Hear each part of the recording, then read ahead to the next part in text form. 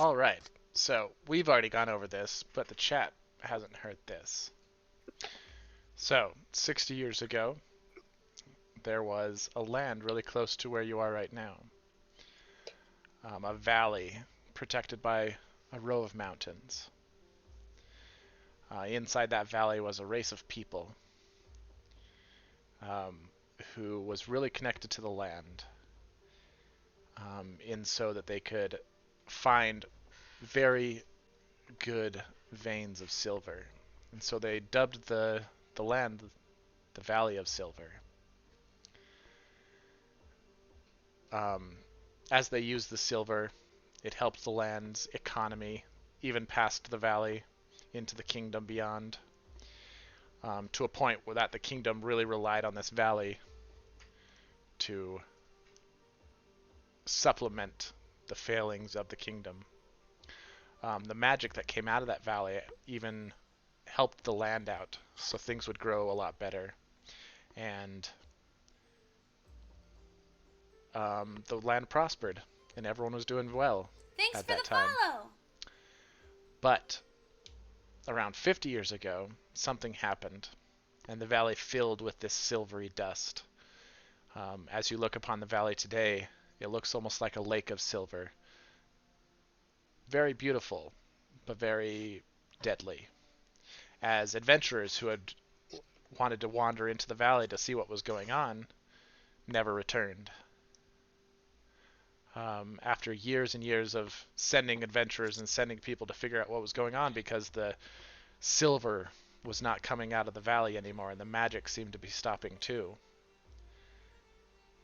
the Adventurers Guild and the kingdom decided to stop sending adventurers because they were running out of them.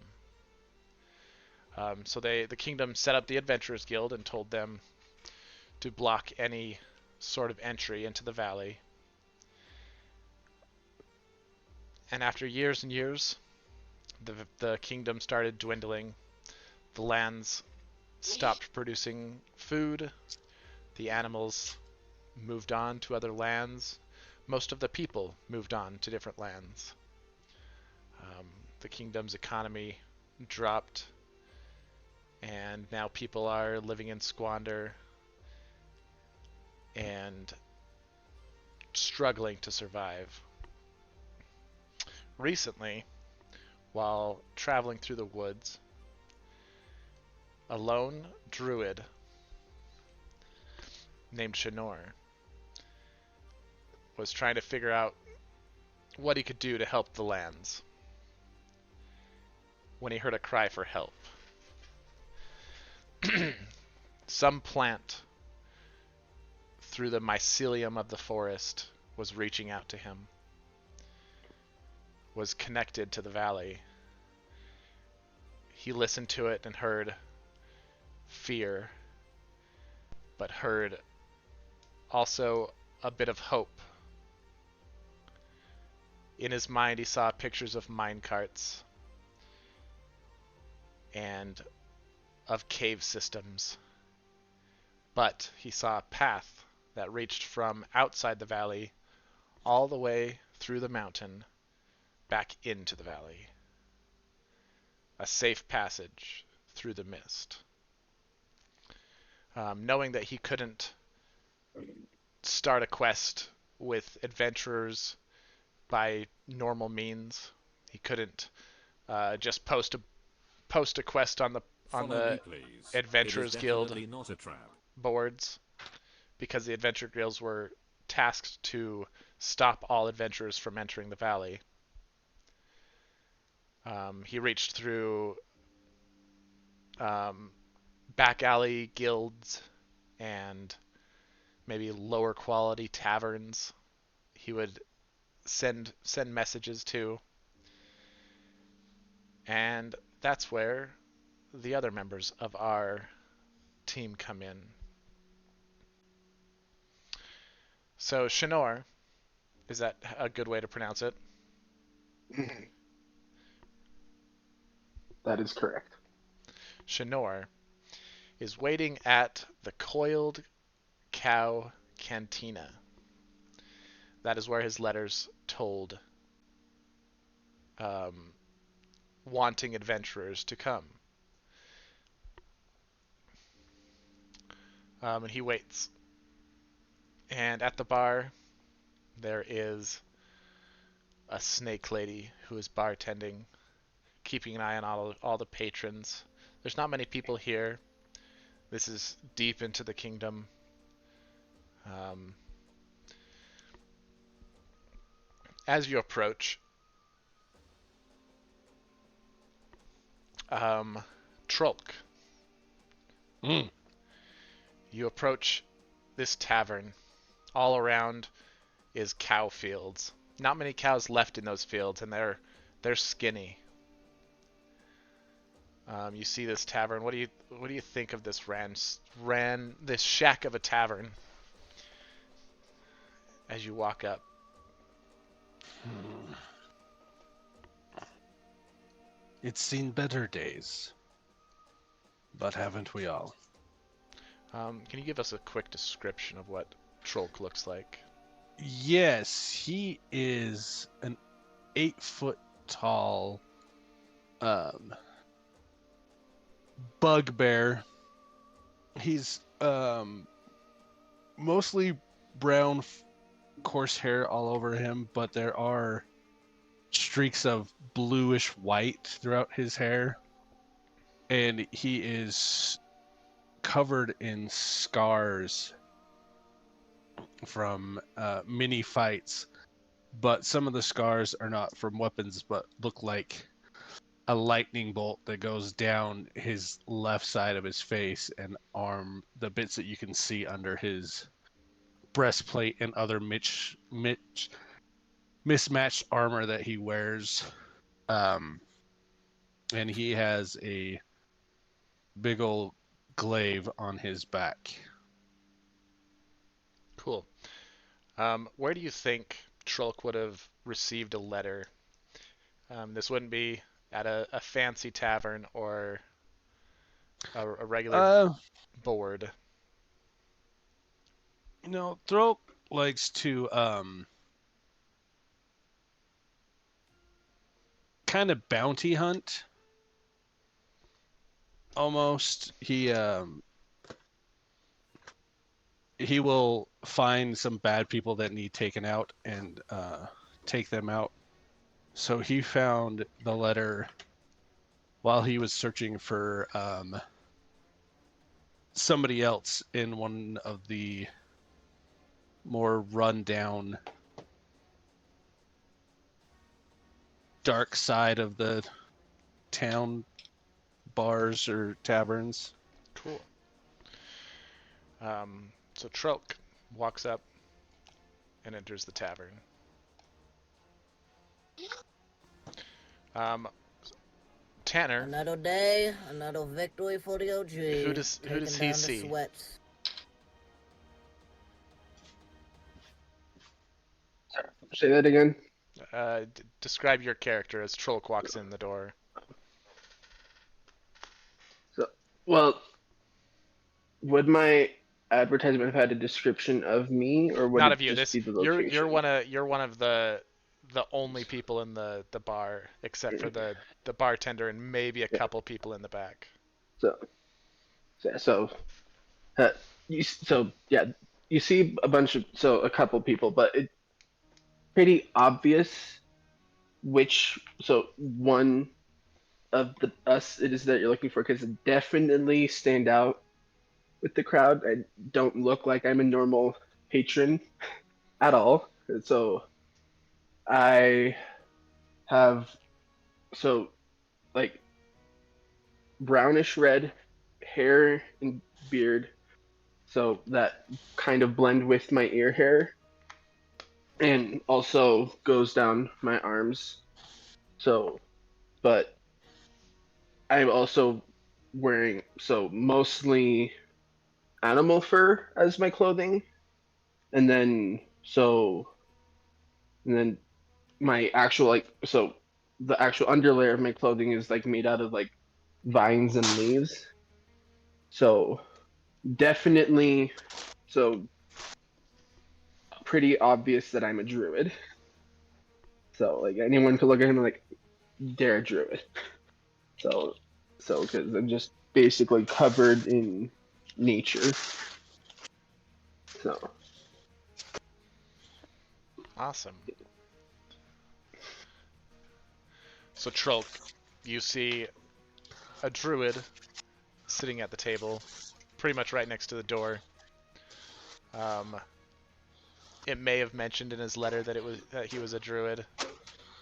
What do you say to him? First, after a long time up on the road, I will go talk to the bartender and get a pint or a drink, whatever is available.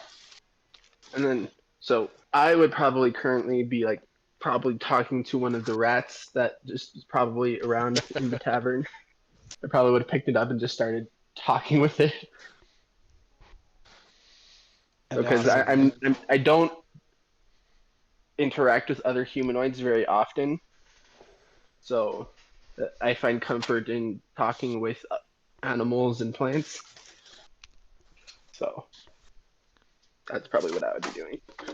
Cool. Yeah, so you walk up to the bartender. She looks you up and down. It's like, you look like you need a drink. I would greatly appreciate it. I'll get you a big glass. And pulls out Thank you. one of the bigger cups off the shelves and slides it over to you. I take it and put down like a silver or so. Okay. And then Let me know if you need any food.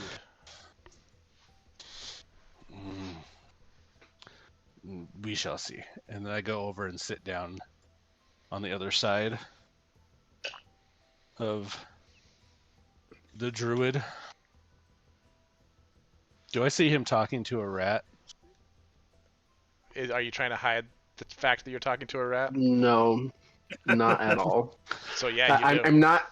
My character's not aware that that's not a normal thing. So I'll just kind of like look at him. He'd probably wouldn't have noticed you getting down in front of me. And I will say, you know, I've been told it's not normal to talk to creatures or yourself. So in so because I wouldn't have noticed him coming down, so in my startledness, I will briefly turn invisible. So turn invisible and I'm gonna crouch and basically crawl under the table.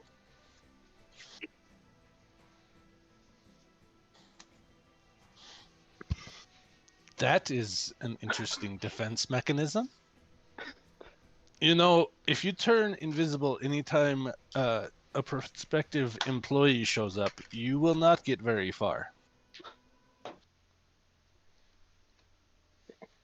So then so realizing that you're correct, gonna start to come out and I'll probably bonk my head on the side of the table.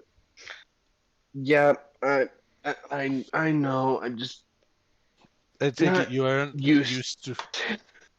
not used to other people all that much. Hence You are not my the little rat first. friend here. You are not the first of your kind that. Well, you are the first of your kind, but you are not the first of your druid I have run into that takes better to animals than people. Is that so? Eh, Hmm. I guess we probably do have an affinity for that, don't we? Indeed, and it is very helpful hunting down those that need to be punished. They tend to hide in deep forests. Cool. Well, we're gonna pan away from you as you guys are just chatting and go back out onto the road where we see a tiefling walking up.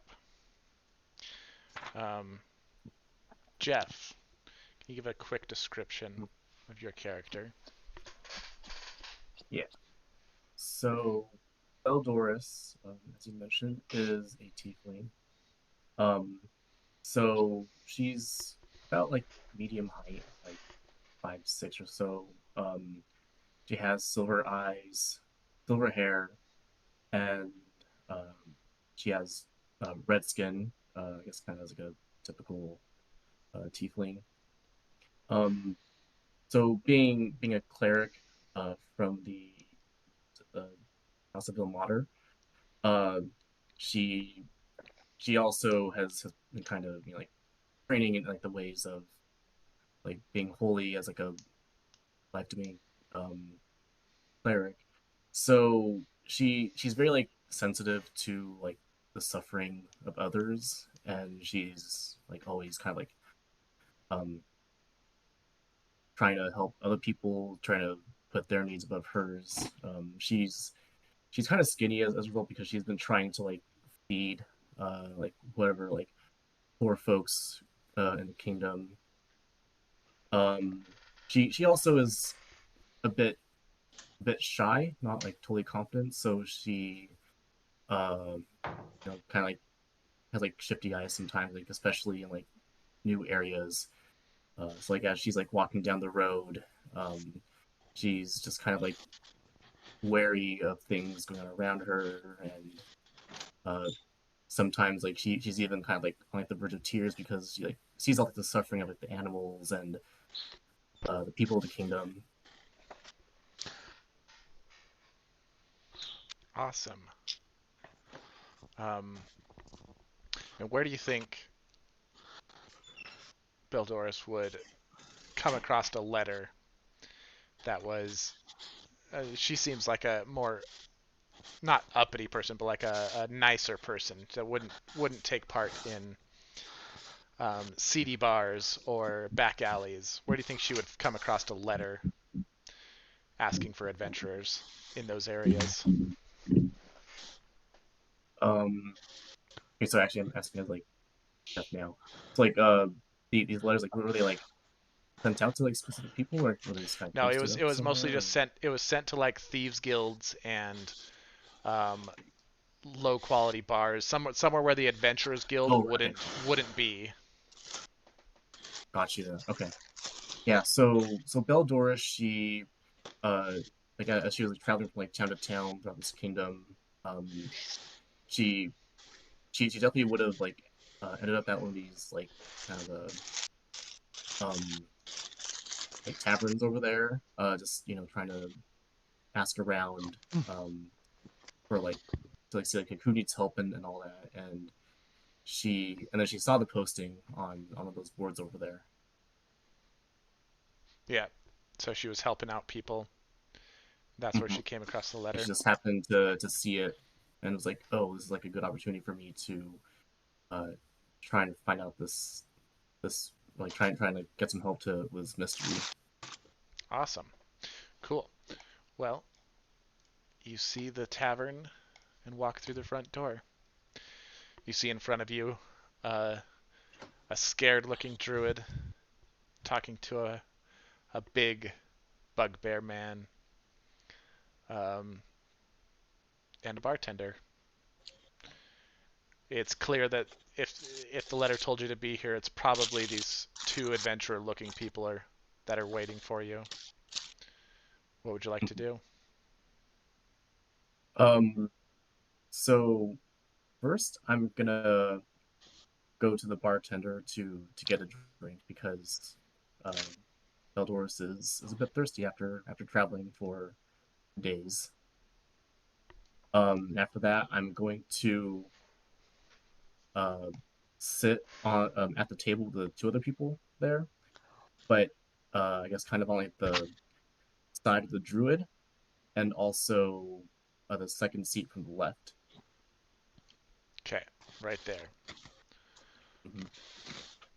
Awesome. And I'll ask the two, um, are you are you two here to um, help with the Valley of Silver?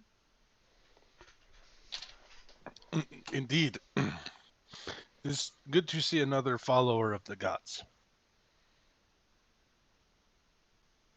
So, are there going to be any others coming? Only time will I do. tell. It would appear so. I do It not was, know how many people will respond, it but was definitely an open invitation. but Cool. any extra help we can get, the better. So Um, I'm Hopefully, I'll do my best. slightly more I want to relaxed keep now helping. that there's another person here. So because I was very intimidated by this 8-foot bugbear. oh yeah, it doesn't help that he smiles a lot, and his smile is extremely creepy, as you can see in his picture. It is not Hmm. a welcoming smile. It would be like a you with much like bugbears got they have a smile that like looks like they're about to eat you. Hmm. So it It's like it I am a very passive type. So yeah, I'm also on the older end of furbolgs. So I'm it a does bit past my prime. it doesn't really help that he never really like grew up with furblogs or sorry with bugbears, so he doesn't really know. Everybody called him a monster, but he never really saw himself as one. So he's just trying to be friendly and smile. Cool. Well, a few more Again, I minutes. get like shivers down my back every time you do. Like, A few more minutes go by. You guys start chatting, having your drinks. Um, outside on the road again, um, a small creature is making his way towards the tavern. Eric, you want to introduce your character? Give us a description.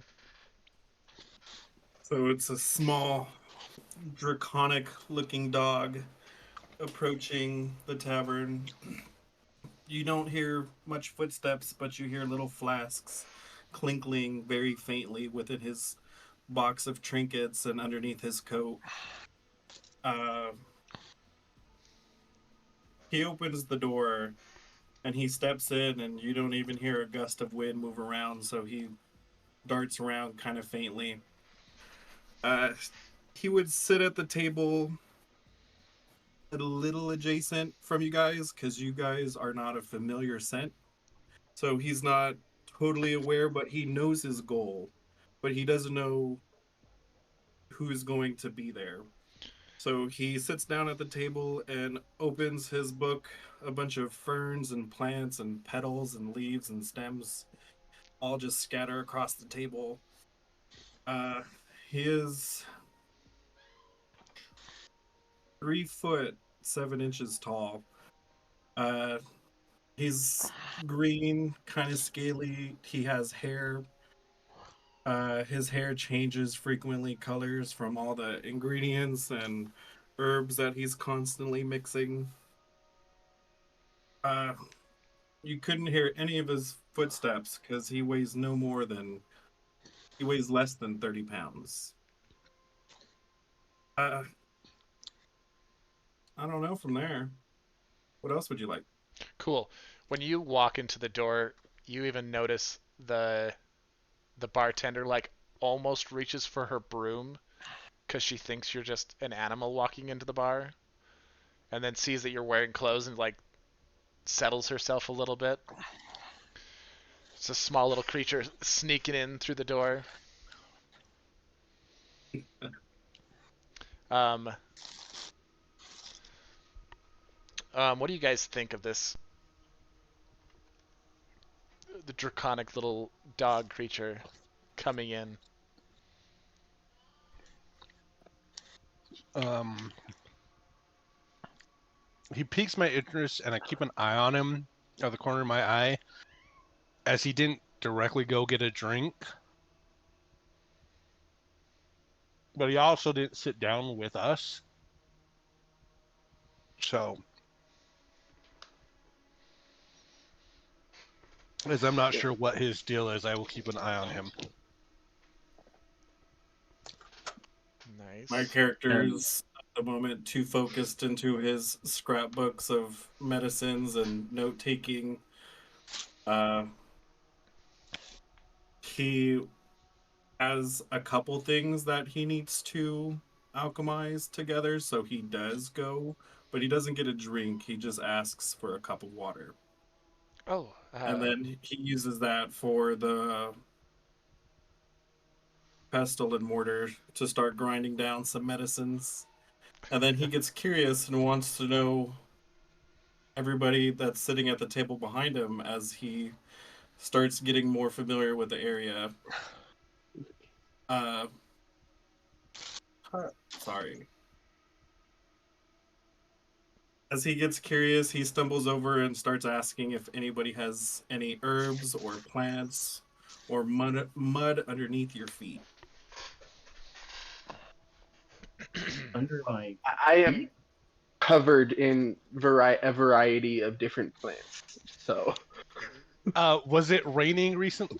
Was the road muddy? the road today it's been pretty dry. It was pretty nice today. The only reason it would be a little bit dusty is because most of the grass around the roads have been dying, but it was not muddy. Unfortunately, my not my No, I my small still character. friend. offer some of her dirt.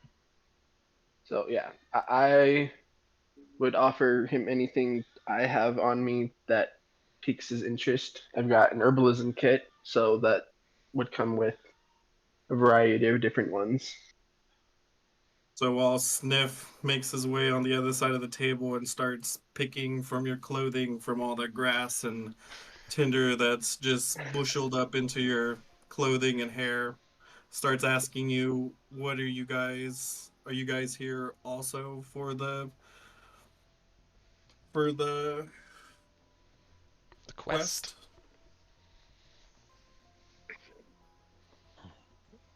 Well, Indeed, and the friend you're picking off of is the is the one that has all client. the is the one that has all the information. Yes,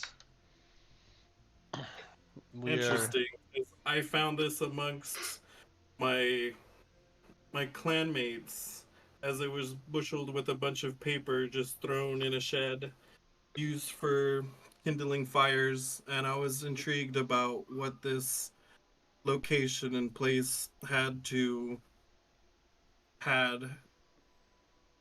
as in like plants and stuff. And it piqued my curiosity, so I came over here to see if the quest was still active and going. And it seems that there is more people onto the quest. Love to see that my quest pamphlets have been reduced to mere kindling. Perfect. My clan is big, so any little things that we find would be beneficial. Cool. Well, you guys wait around, talk, finish your drinks. Uh, the bartender, after a while, brings you some small amounts of food, mostly like jerky and a big steak for Trolk, I give her a couple as silver. as the biggest person in the group. Um, a simple plate of breads and stuff. Nothing too much, but um, stuff that they do have at this bar. At this bar, and she's like, "Oh, I haven't seen a gathering this big for weeks now. It is nice to see people in here." And goes back to cleaning the bar. You guys wait a little bit more. Maybe uh, Shandor peeks out to see if anyone else is walking up the road, but no one else seems to be coming. Was there a date to meet on this invite, or was Yes, it like a? there was a It date would, to meet. yeah, probably date and time, presumably. Yeah. And Another I another doubt I've just been waiting here all day. yeah another I thing didn't know if it the was like.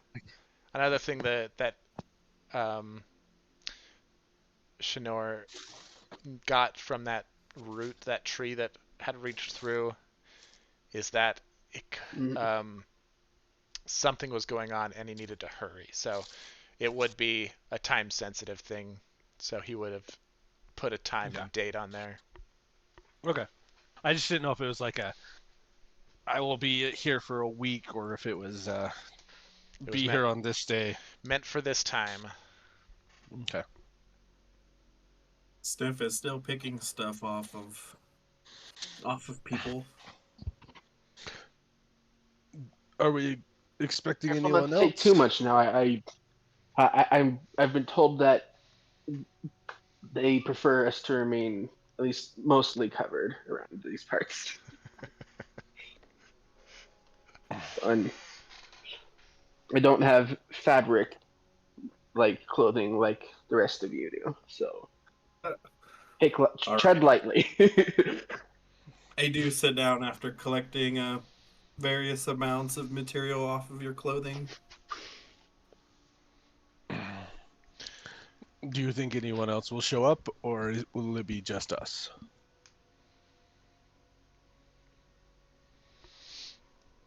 It doesn't look like anyone else is showing up. Yeah. This might be it. So now that So Sniff has settled across from me, I'm gonna lean across and whisper to him. Sorry, this is rude, but who exactly are you?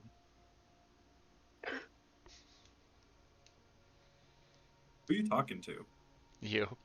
You. Sniff. Oh, who am I? no, what What are you? Oh, some say I look like a dragon. Some say I look like a dog. Can't really see me, but I'm fast. That's all that matters, doesn't it?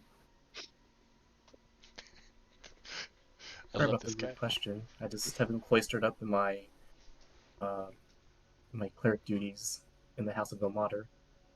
I was just curious, that's all. But you are very cute. And then Bildoris pats him on the head. Sniff snarls and growls a little bit out of irritation, being treated like a pup when he was younger.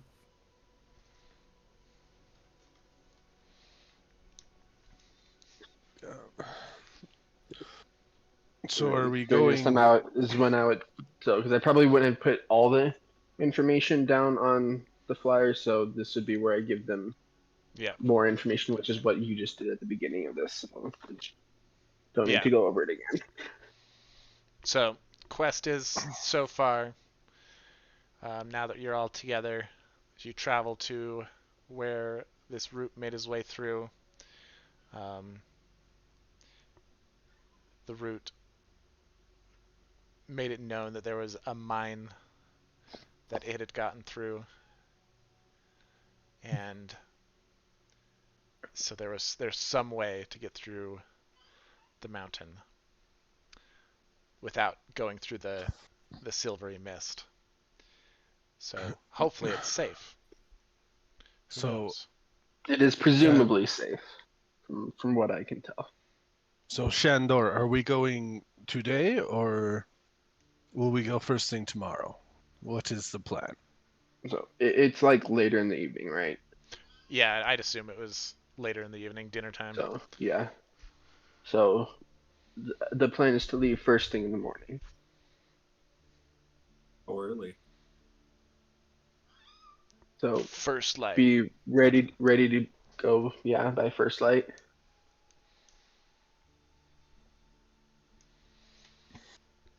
Cool. Very well. Okie dokie. I So will as start going to all the So tables and collecting all the so flowers that are decorating the tables.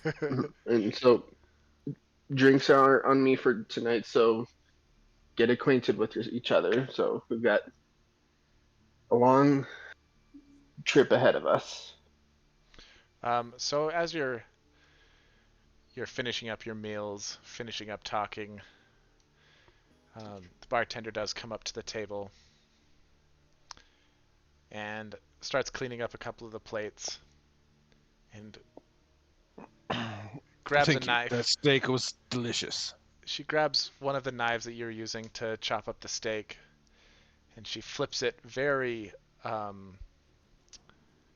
delicately in her hand, like flips it between her fingers. And she's like, "You really need to.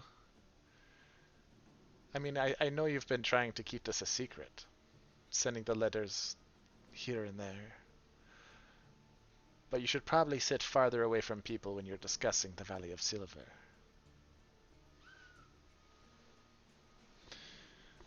Is there anybody else in there besides her? At this point, there is nobody else in the tavern.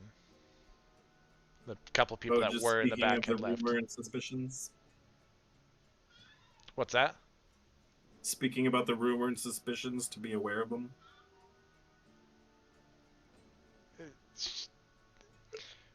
She mentions that she is actually a member of the Adventurers Guild. She's like, if I was going to be doing my job, not bartending, my real job, I would be sending out tonight to have you arrested. Adventurers do not need to be going into the Valley of Silver anymore. It's a death sentence. Papi. It is not the first time I have faced death. It's not a fight that will kill you. It is that mist. But I have been listening. I have keen ears. You have a special way to What get into the happens in the valley. mist? Well, no one knows. Are there monsters? Presumably, nobody knows. No one has come back through the mist. We assume that they just die before they reach where they're trying to go. The mist has anti-magic properties. We can't see past even with scry spells. But no one has come back, so either they're having a very good time there, or they're all dead. But you say you have a different way to get into the valley. Therefore, I won't hold you back. I will let you go on your way, and maybe I follow you after a few days. Maybe I do tell the authorities. But you need to be careful. That place is not the paradise it used to be. Oh, Do you believe that you our are plan is to restore it to that paradise. that is a good cause? Do you feel like you are prepared to be actual adventurers and enter the Valley of Silva? Absolutely.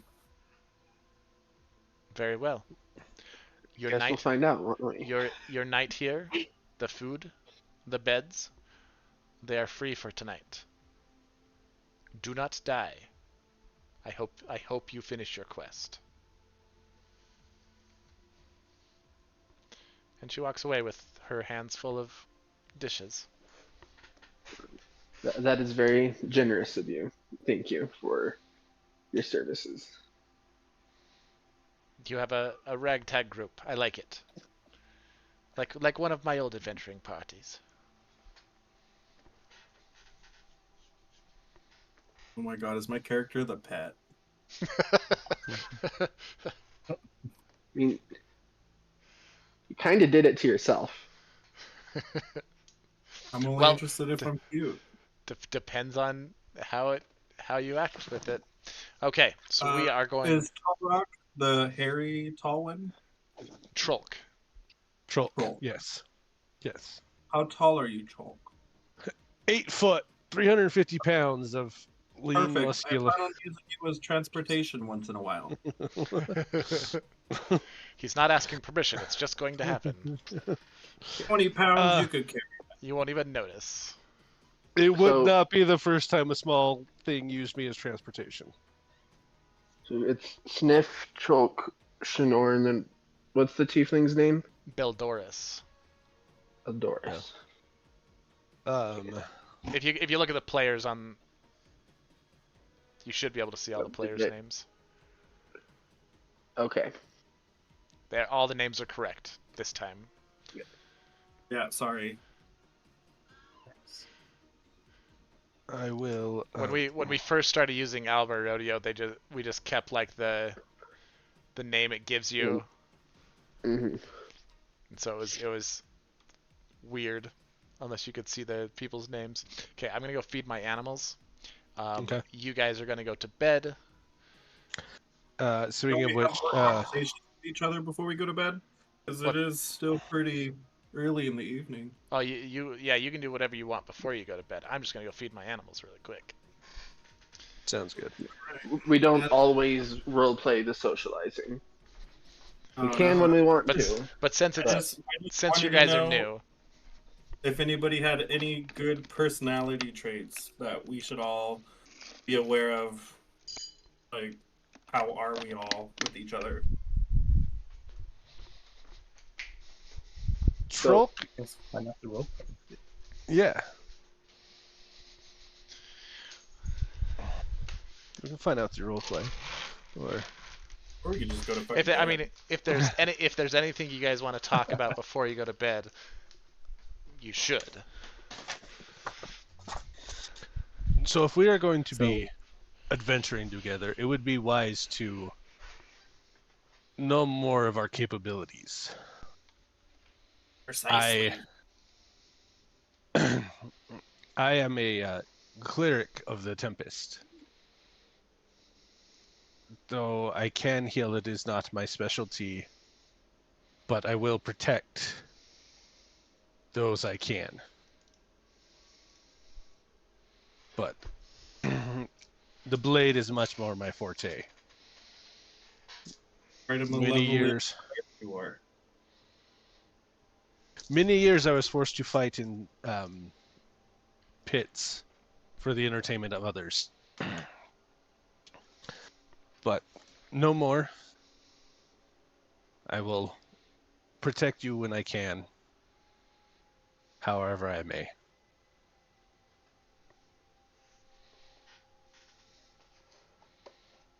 Well, I am a cleric of life.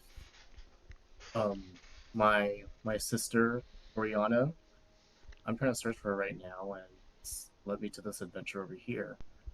But I will do whatever I can to help protect you all and heal when you need it.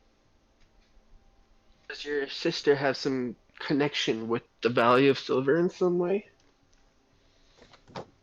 I Or is this don't just believe to so. basically broaden your search horizons? I'm just trying to broaden my search horizons. There was a man in another town who knew the adventurers that were with her. Um, and he said that he could help me find them if I helped out with this adventure.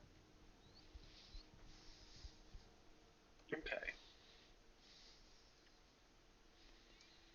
Well, if you need help after this adventure, hunting people down is somewhat of a specialty of mine. I will help if you need it. Well, thank you. I appreciate it.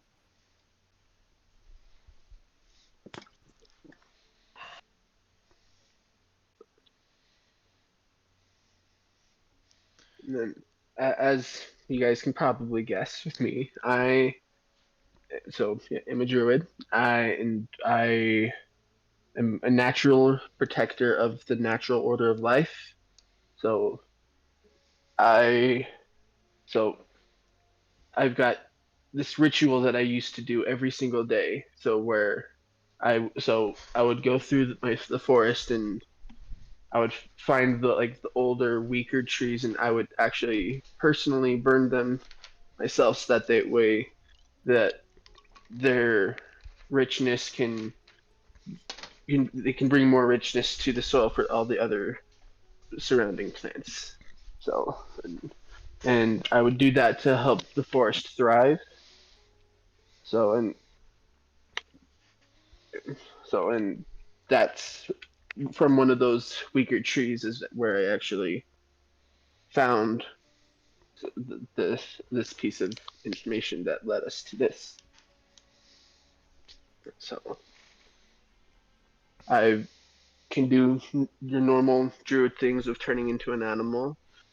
So, but I've also got these funky spores that float around me.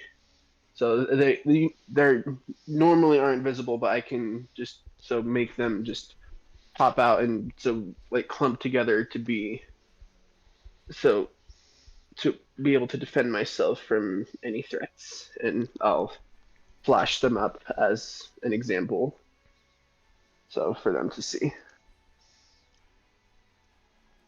Nice. You see a bunch of beautiful little spores floating around, lit up around Shinor, circling him. So you don't have to worry about them as long as you don't turn against me. So as But Sniff sees all these different spores flying around, what does he do? That seems like something he'd be interested in. Sniff was already picking them off of him when he was starting collecting out of his.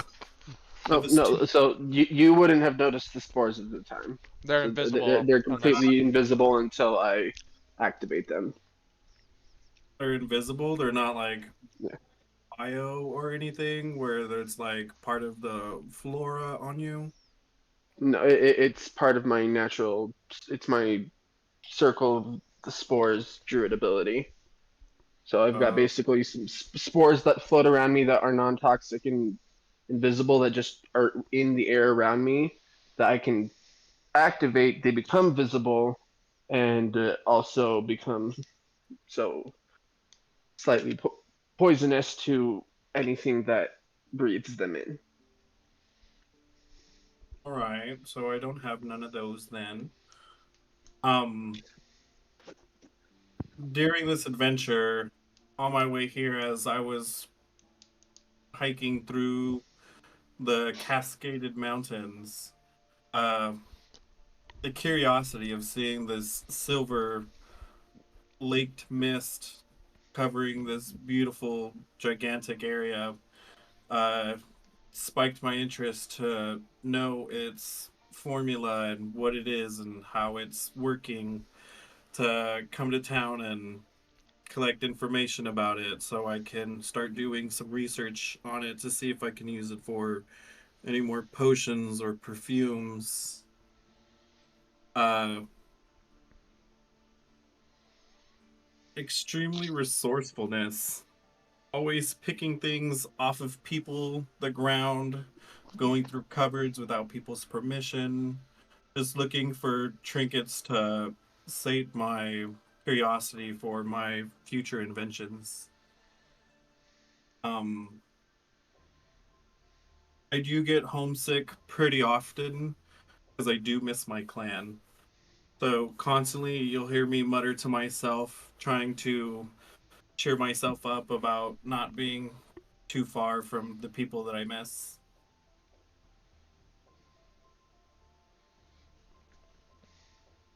Okay.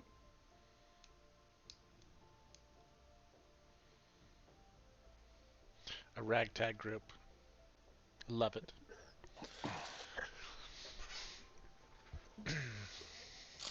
All right, go to bed. As we retire to bed, I will go outside and sleep on the ground.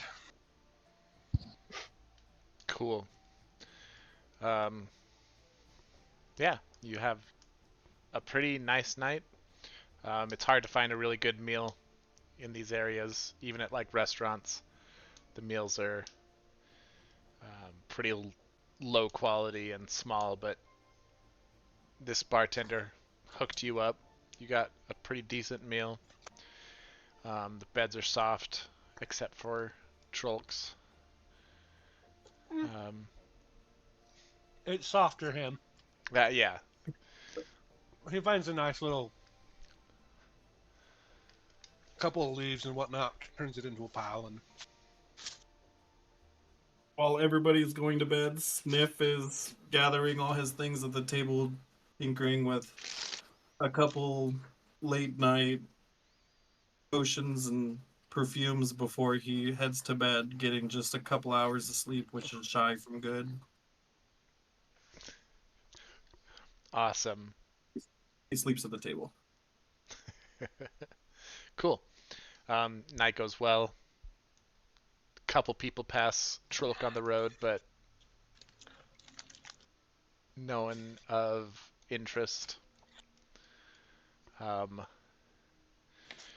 right after sunrise, the bartender returns, slithers past Trolk and heads to the kitchen. And as she slithers past, that's kind of what wakes me up when I start getting up and getting ready.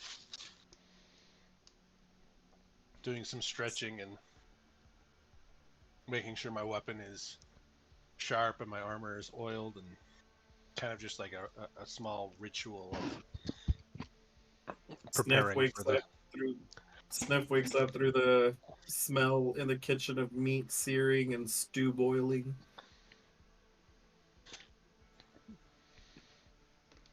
Awesome. I would have made sure to have a bed near a window that I would have kept open. So I would have had like probably a restless night's sleep since I'm not used to sleeping on a bed, but so I will probably like wake up to like hearing the sounds of basically the life outside of the plants and animals all waking up. So Awesome. Cool. And I also just wake up after hearing all the movement for everybody else. I'll Hell head yeah. out to the tables and sit over here. Cool. Yeah, you just hear a little bit of food preparation in the kitchen. She comes out with a couple plates of boiled eggs and some of the same jerky that you had. Just a simple breakfast. And she's like, I hope you guys have good fortune. We haven't seen very much of that in this area in a while. I will have to report this, but I will make sure that you get to your destination before I do. Much appreciated. I don't want you to have any trouble with the Adventurers Guild. But be safe, stay alive, and hopefully we'll see each other soon. And she goes back into the kitchen, starts clinking around again. So I'm a bit worried, and I whispered to everybody else, how do we know that we can trust her? That she won't betray us to the Adventurers Guild? She's already telling on us. We know we can't trust her. we have the advantage of she probably doesn't know the exact path that we're taking to get there. So, because I don't think I probably wouldn't have like disclosed the exact path to them. I don't even think you in your like knowledge of the land know exactly where it is. You're just gonna follow this sense of life. And I can probably probably also going to use my communication with the plants and wildlife of the area to guide me in the right direction as well. Yeah. If she was going to betray us, she would have last night and sent them here this morning. We know she will tell probably tomorrow or sometime soon, but she does not know exactly where we are going, because it seems we do not know exactly where we are going. I don't... Well, I probably wouldn't have disclosed either that I don't know exactly either, because that would just make you guys more confused and suspicious of me. Yeah. Okay. I don't... So. I also have no sense of trust with others immediately. Kind of dog-like, so I stayed in the dining area, keeping an eye on everybody, trying to be aware of scents in the room changing or drafts of wind or air pressurizing differently. Cool. Well, are you She guys did ready to? not have any. I did not notice any spies or people entering or leaving our area, so I don't think she had anything more planned for us than what she initially told us.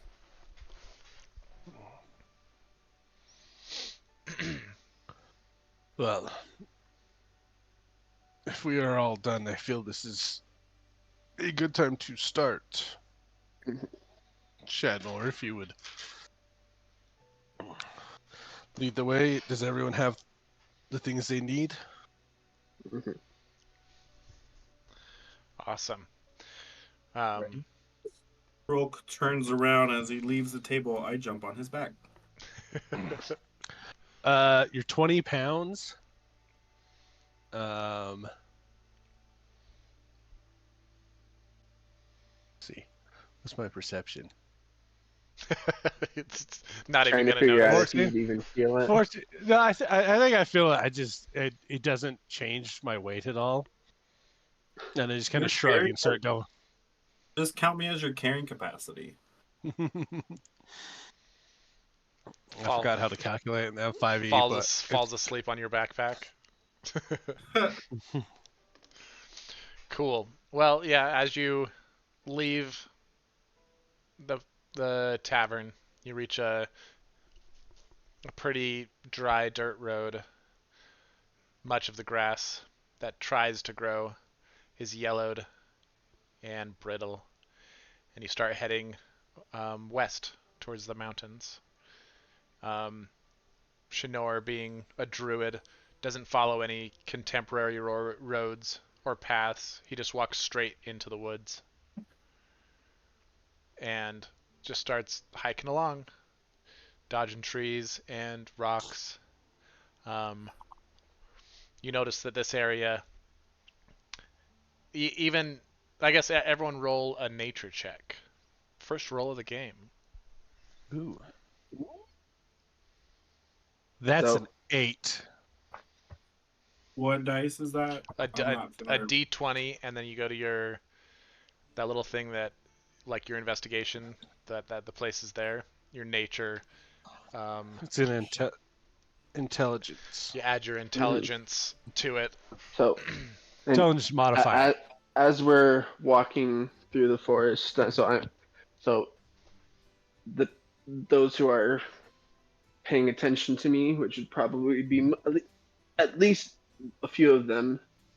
So maybe not Sniffer, but or Sniff, but so I am like saying like good morning and hello to like every single tree that we pass. I, My I don't goodness. know if it matters, but my carrying capacity is 510 pounds. Perfect. Let me write that down. All right. So I rolled a 13. So my investigation is +5. So I do. Oh, notice. it was nature. Sorry, not investigation. So there is So nature. I rolled a 3. It's still intelligence. Yeah, it's intelligence based, but it's not going to be +5. It'll be +3, I believe, on yours. 16 then. So 16. What about you, Jeff? I rolled a 3. no shot. My first roll was in that one. Oh no. So you guys have been in this valley for a while. Like I'm just too busy saying hello to all the trees. Yeah, you're doing your regular thing. This isn't anything special to you. I mean, it is special. You're saying hi to all your friends. But Your friends are dying. Trolk and Beldoris are just following you, watching what you do, wondering why you're talking to trees. But Sniff notices that, I mean, he's been traveling this place for a while. He's seen the Valley of Silver. He's seen the top of the Valley of Silver. He's been through the trees. He notices that this area the trees the air pressure, the smells are just slightly more animated and alive than everywhere else he's been in this kingdom. Something has excited this land in this area. Um, I'd like to hang back, and knowing that she said she'd send the Adventurers Guild after us, I'm going to try and use my survival skills to hide our tracks, so Yeah. they'll have a harder time following us. Roll a survival check. 15. 15. You do pretty well, but this is these plants are barely hanging on as it is, Mm-hmm. and having 3.5 people walking through it. I,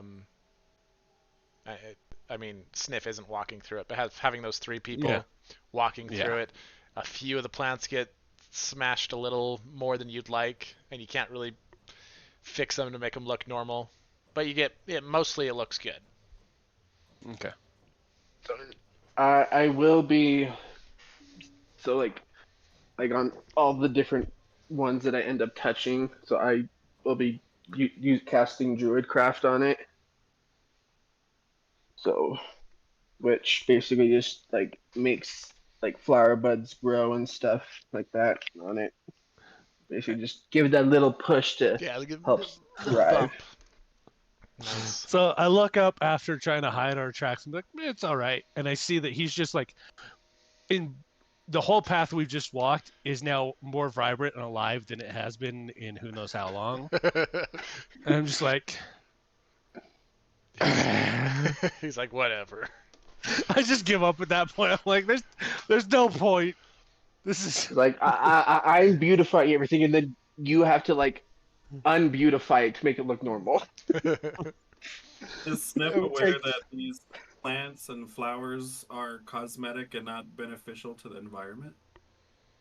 I mean, they're, Yeah, they're so beneficial, just not. yeah, Druidcraft, I yeah, believe. so it's just actually, like so I instantly make a flower blossom or a seed pod open or a leaf bud bloom, things like that. Just basically minor little boosts to plant growth. You would. I mean, roll Arcana, Sniff. You gotta tell me dice. I don't know It's a dice. the D20, and just add whatever your Arcana says. Yeah, whenever it's a check, it's almost always going to be the D20. Okay, I'm not lying, but it is a 20. A natural 20. So you're watching every single plant that Shinor is touching, and you see that it almost excites you, because this is something that you would definitely use in with your herbalism and with your perfumes and stuff. So you're a little bit far. You're a few steps. You're still on Trolk's back. he could have used the time I was trying to cover our tracks because I was going slower to check it out. Yeah, and so you're this would be something that would be super exciting for you, as you can see the magic that is in Shinor, like activating all these plants, and you see these yellow drooping flowers raise up and blossom right before your eyes. It'd be something that you'd be interested in. Do I start collecting or That's harvesting? that's up to you. How excited? How excited? What does he do when he gets excited about stuff like this? You start hearing hot dog breath. Just starts That sound panting. Imagine a golden retriever just like panting and breathing super heavy with excitement, tail and then you just see like little bits of spit just come down the jowls a little bit, and then just like phonetically and meticulously starting to pull out like blades of perfectly bladed grass and petals, and never pulling out the complete flower unless he needs the stem or the roots, but just being kind of like a crackhead, just sniffling through the asphalt of the grass. Awesome. So this goes on for about half the day. Shinor picked the the closest tavern that he could. There's no cities between this tavern and the mountains, and so you've been going through the woods about half the day. It's around noon, 1 o'clock, and you start getting into rockier terrain. And this is where Shinor isn't quite sure what he's looking for. So he's sensing the trees, talking with the wildlife, mostly feeling that Yeah. So mycelium. part of my character, so just so you're aware, part of my character is like every single day routine. So is I cast speak with animal and myself first thing every single day. So so like I can communicate with them and like they have a good understanding, but I can't understand them without it. Yeah. So that's like part of my everyday routine that I always do. Nice. So Perfect. But the thing that's talking to you the most about what you were looking for is that mycelium, that those mushrooms in the area that are communicating with you. And they start pulsing in the right direction. Does Shinor get mad at me for taking mushrooms or anything? I'm gonna do a quick roll to see if I even notice because I am really focused on greeting all these trees.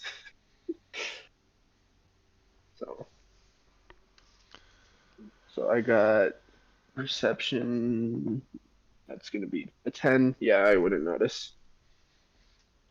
Yeah, he's focused on the direction he's trying to go. Mm-hmm. All right, my herbal bags are getting pretty full halfway throughout the day. So another Well, hour. you probably would realize after a few hours that this is just gonna keep going, and so you're not gonna pick up every single thing anymore. I only take what I need. I'm resourceful. So yeah, another hour of going.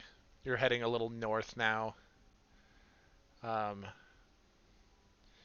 you reach a cave. It looks like a cave entrance that's been pushed open. It's pretty small. It's going to be a snug fit for maybe a couple of you. Not for me. I know, not you.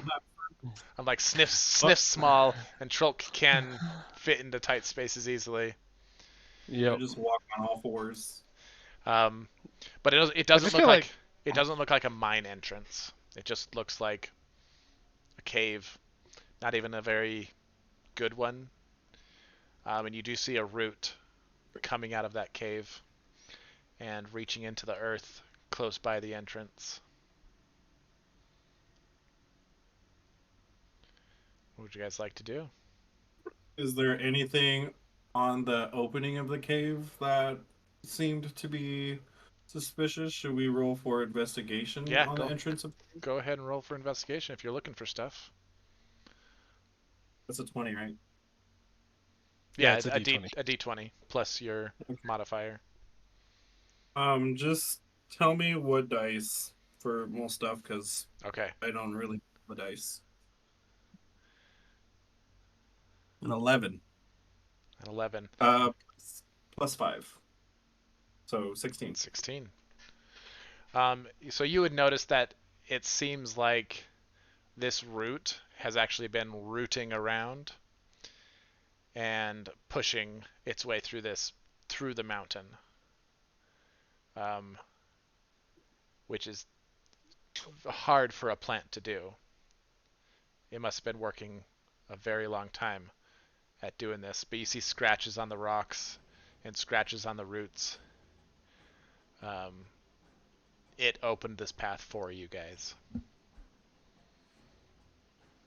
Am I able to tell if there's something magical in nature around the cave entrance? Go ahead and roll Arcana. So D20. 6. From what it looks like, I mean, a very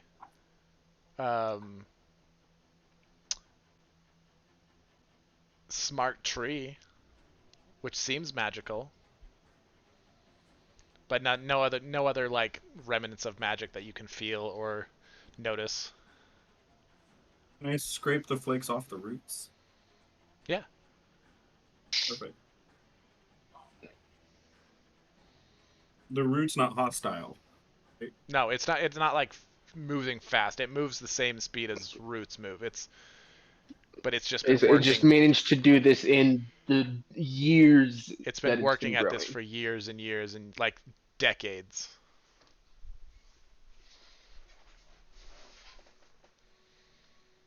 Or medicine?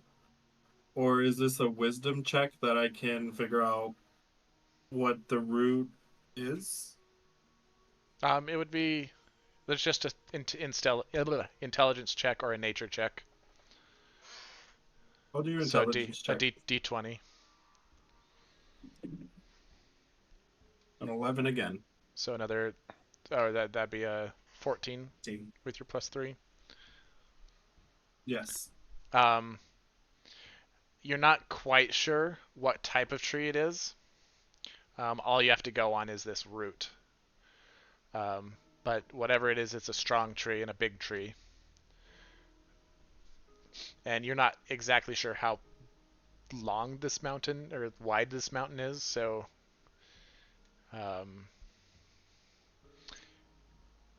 you can tell that you would like to see this tree. I do want to see this tree. I'm looking up trees right now. Cool. Anything else you guys like to do at the entrance?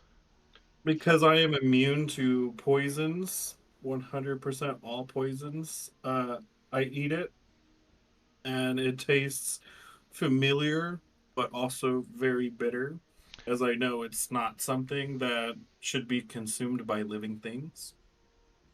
You would also get I don't even know what that tastes like. Hold on, I have to research. It tastes like formaldehyde.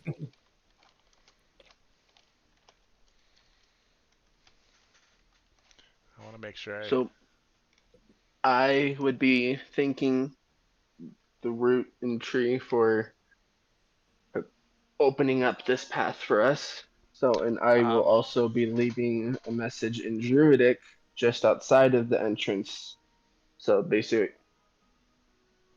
briefly explaining what it is that we're trying to do so that in case we fail, if anyone else sees it, they can maybe so try as well to or something like that. I don't know. follow in But your footsteps. yeah. Cool. So, So biting into this root to taste it out, you almost get like a sweet and sour flavor to it. It's less bitter, but kind of sweet. Ooh, I already know what I can use that for. You guys are gonna smell so pretty, especially you, Sharon,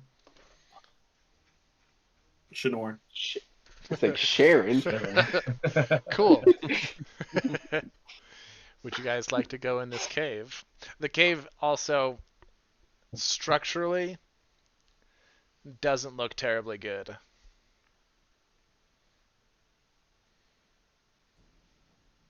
It was, I mean, made by a tree that can't see with his surroundings, so, I mean. Could we do one final check to make sure no one's following us? Yeah, do a survival check. Or just a perception check.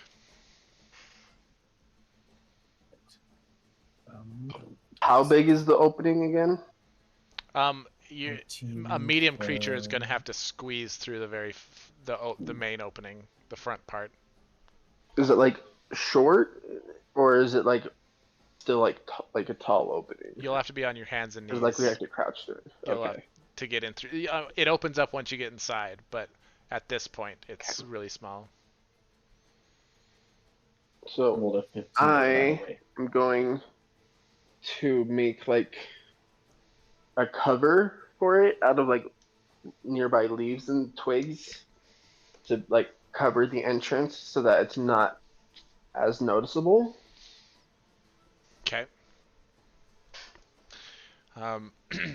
Did you roll that perception? Yeah. 13 plus 2, 15. 15. Um, you look around in the forest the way you came. You see kind of a greener path on the path that Shinor went and touched. But other than that, you hear nothing and see nothing that would alarm you, thinking that someone was on your trail. Okay. All right, I told the team. Okay, I think we're ready to go in. I didn't notice anybody or anything following us. Shinor, at this moment, you feel a tinge of fear come from that root and says something in the mine is after it. It's asking for help.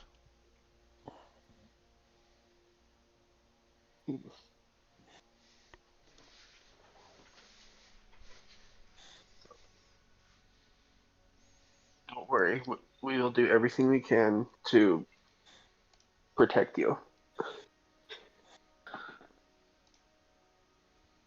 So I'm gonna cast like an extra long druidcraft on it to emotionally support it. um, Yes, I am a tree hugger.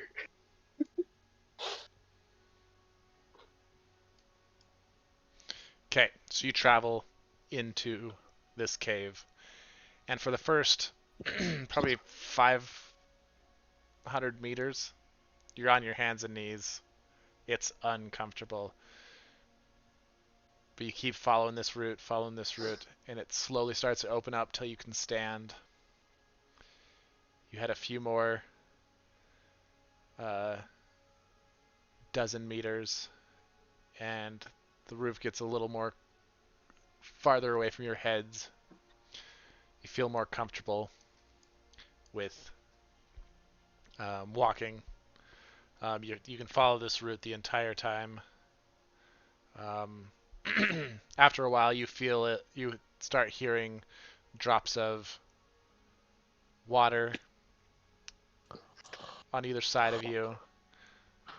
Um, it feels like an actual natural cave at this point, not something that the root cave mined out itself. I am going to be casting Produce Flame, just holding it in my hand for light, Awesome. because I do not have dark vision. I know. I'm like, who has dark vision? I Tiefling. do. No, I do. Tiefling has dark vision. Yeah.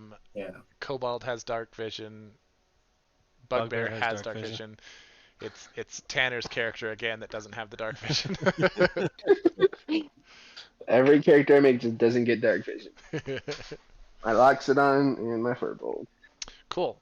Well, after a few hours of going through this cave system, following this route, you reach a fork in the road. The route goes one way. There's another path that goes the other way. Farther down that path, both the paths, you see a flickering of light.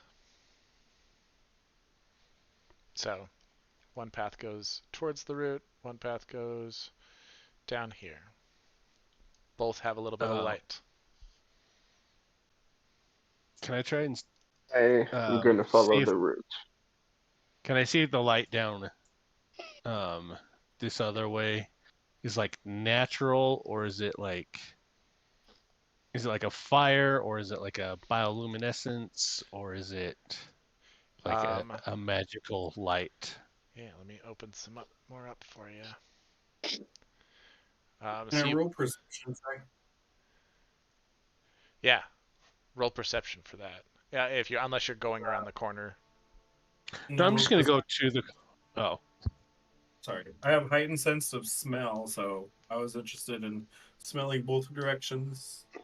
Yeah, roll perception for that. And you too, Trolk, for peeking. Check out the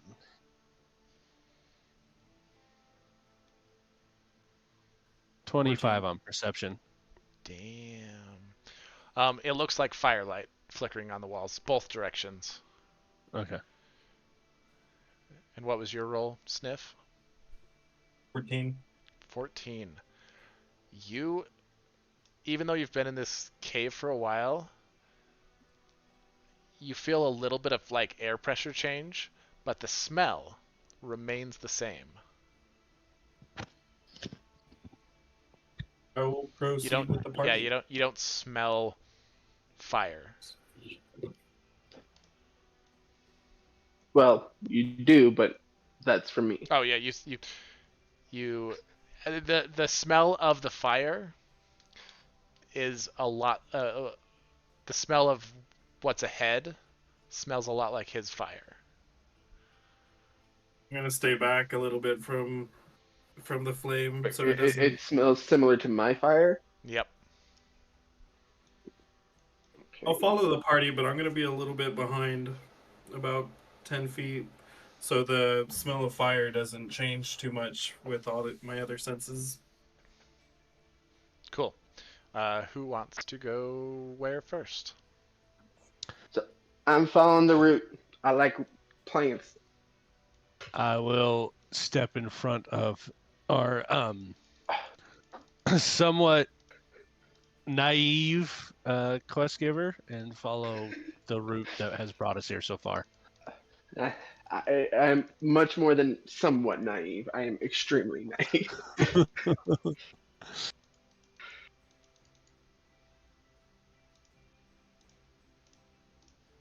Oh, you get to like unpaint all that? That's so cute.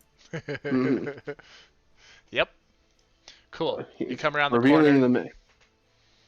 Come around the corner and you see a track system for mine carts, a drop off that I'm Into gonna the be right pit. back. I can still hear everything. I'm just not gonna be able to talk because I'm using the bathroom. okay. So yeah, you see a drop off that leads into a very dark crevasse on the right side of the map, or right side over here. Um, track system that goes over it very precariously right here. Very old mine system. Lit torches. I'm going to go examine the torch. Um, does it look like it's a normal fire, or does this look more like a magical fire? It looks like a regular fire. Roll me perception really quick on that. Or Arcana. Arcana. 18? 18 Arcana. Yeah. This is definitely a magical fire. You walk up to it. Okay. There's no actual smoke coming off of the top of it, Okay. but So it's this is lighting like up the a area. You put your There's no hand. smell, but I can smell it. That's why you couldn't smell it correctly. It didn't smell like a normal fire. It smelled like a magical fire. Nothing is actually burning on the torch. It's just lit up, and it just looks really cool. Looks like an actual torch, but there is uh, no actual flame there. so this would be like continuous flame then. Yeah, but yeah, no smoke coming off it. No, there is a little bit of heat, but it's a magical heat. All right, I'm gonna roll a perception again to smell for any suspicious gases.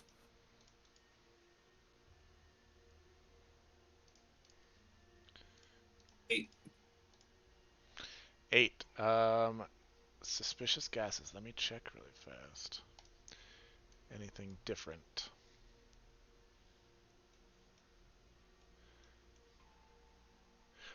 All you really sense is behind you. There's um, those two little pools. You can smell the very minerally water um, in there. You can't smell anything dangerous or weird up ahead.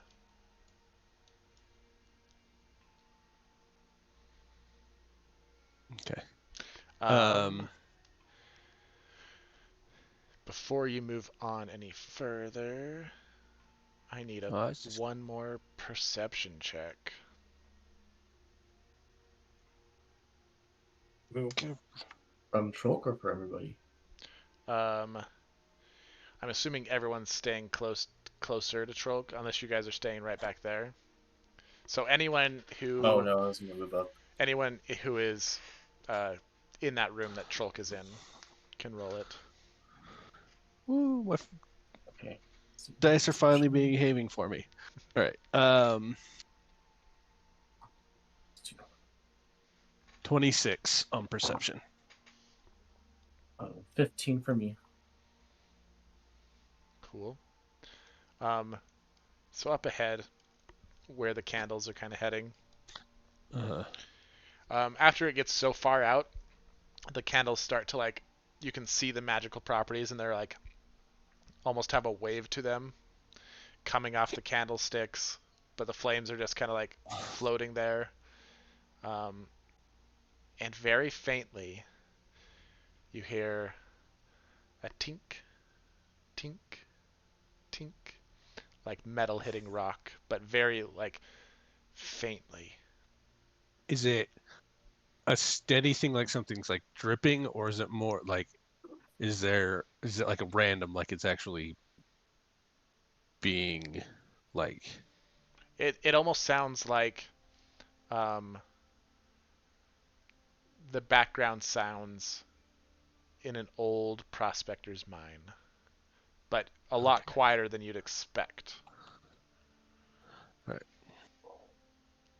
I will sneakily start crawling toward following the route. Does that seem like You're gonna make me Shanor wanted us to do? I'll creep forward all quiet and stealthy like. Awesome. I'm gonna have Best Rock over here. Roll me a stealth. I got an Troll. 18. An 18. Well, let's see. I guess I have dice right here.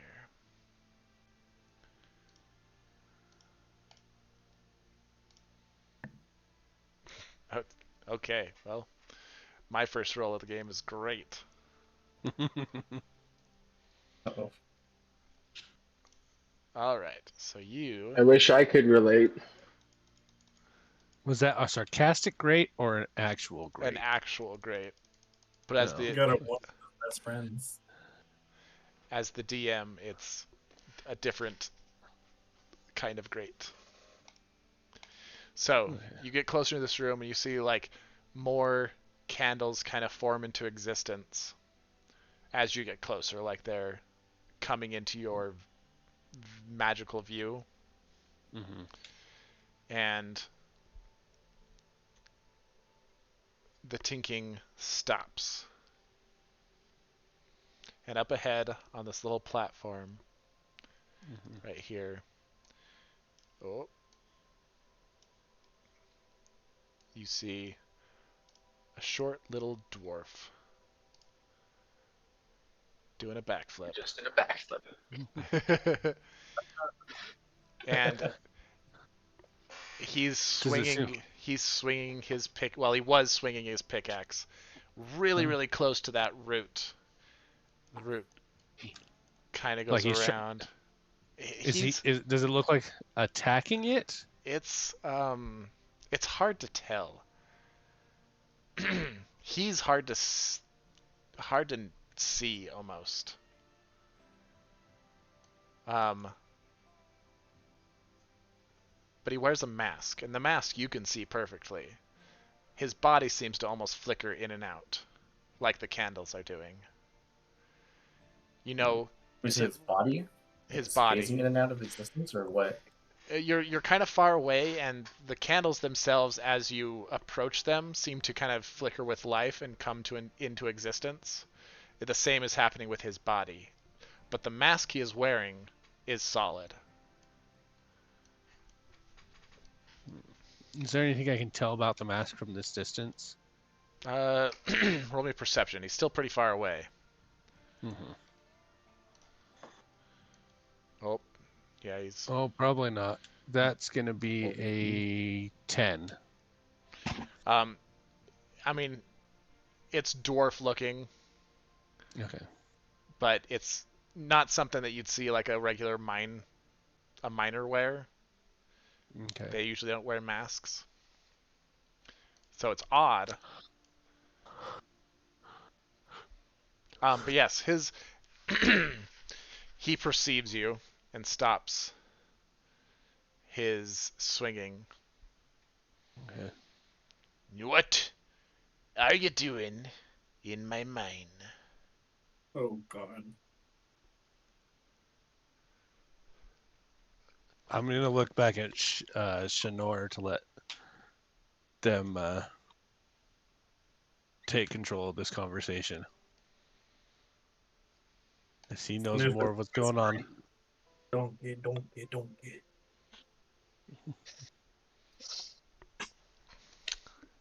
He's like, I mean, as you're kind of stunned seeing this person, he's like, he led you here, didn't he? And he takes one last swing at the root, piercing the root. As this happens, Mm-hmm. you hear the cave behind you start to crumble. The root itself seems to just dry up on your side. On the other side of the root, past the dwarf, seems fine. But the root around you guys seems to dry up and crumple at extreme speeds. And the cave behind you starts to crumble. You hear rocks falling in the distance. So it's holding the cave together. Cave open, it seems. Yeah. I'll watch him carefully as I pull my glaive off my back. They sent you here, didn't they? They want to kick me out, like you did with all of my brethren. Well, I won't I don't go. know. I won't.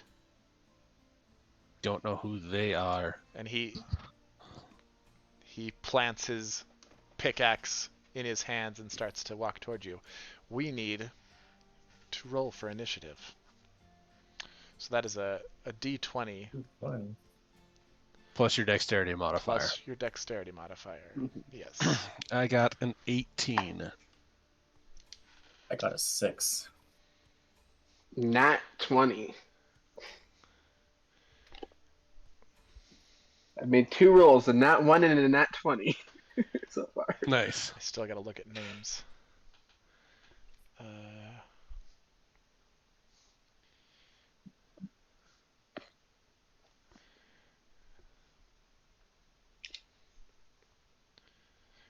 And Sniff, what did you roll? A 14. A 14. 14. 14. And my dexterity's already 14. So you'll add 2 to the roll. So did you roll a 14 on the die? Yes. So your initiative Yeah, would be 16 then. 16. Yeah, because you Because had your 14 has a plus 2 modifier. Yeah. Oh, yeah. You're right. Awesome. So, Shanor, you see him take a swing and do a lot of damage to this root.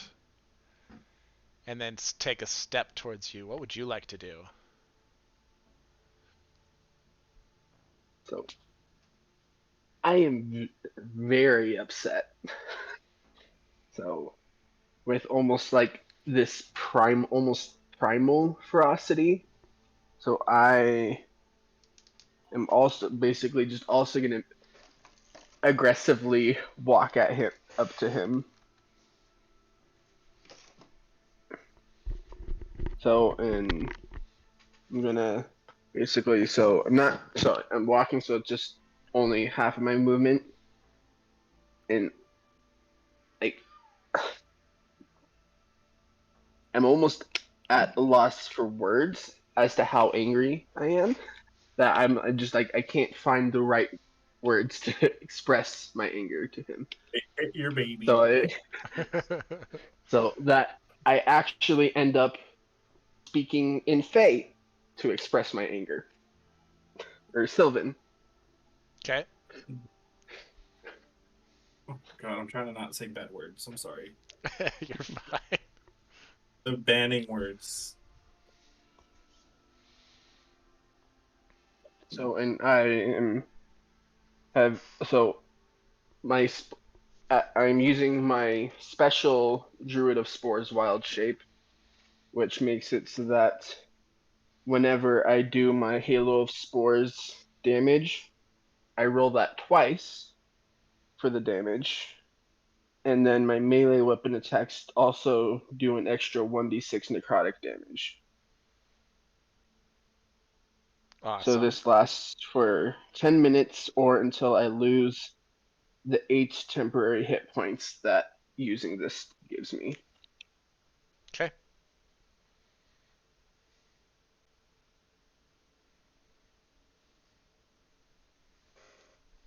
And that will be my turn.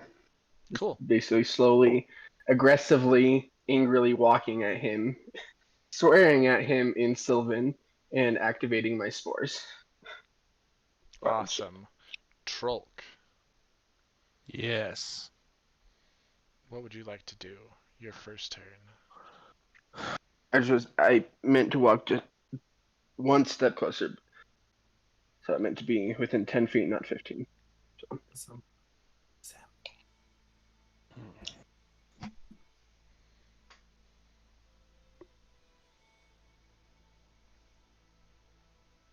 So the others would see that basically I've just got these spores just floating around me within 10 feet of every direction from me.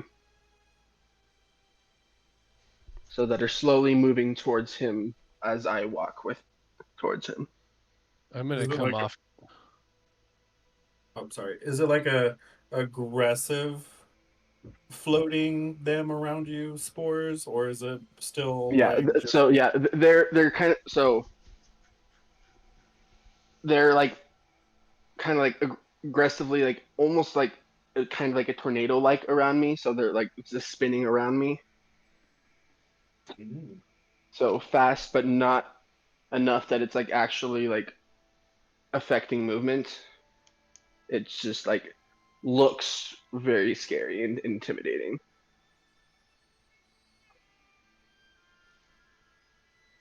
Cool. What are you up to, Okay. Trolk? So I'm gonna come up to the side here.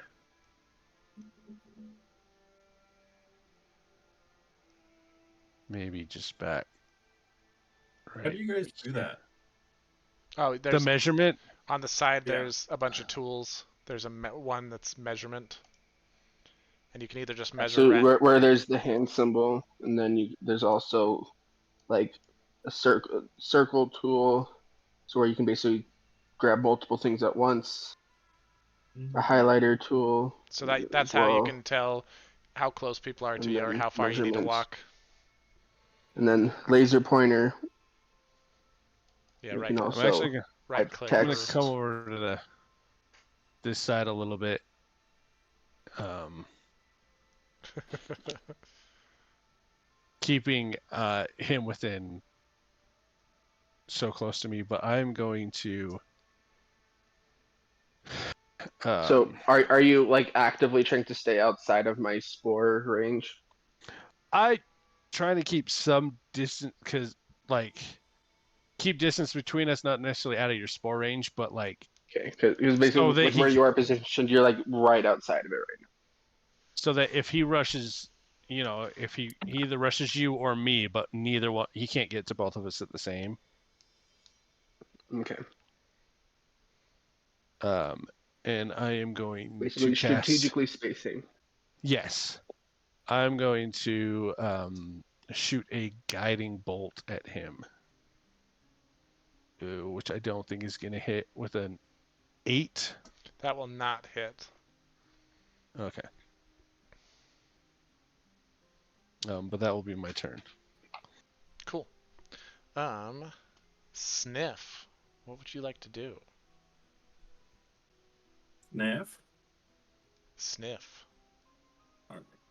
Uh, so I see that they are already initiating battle. Because it's not familiar with me. What do I need to do to start crafting stuff right now? What would you like to craft? Uh, kind of like a AoE flask, just like bog, Like a bog bomb? a bog bomb. Let me see. You've been That'd be nice.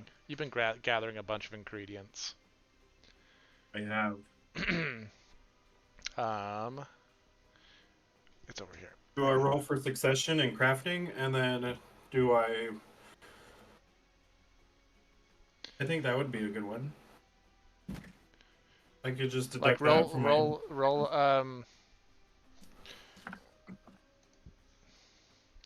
A. Let's do a medicine. Not medicine. You're not making Sleight of hand. a slide. Make a sleight of It could, hand.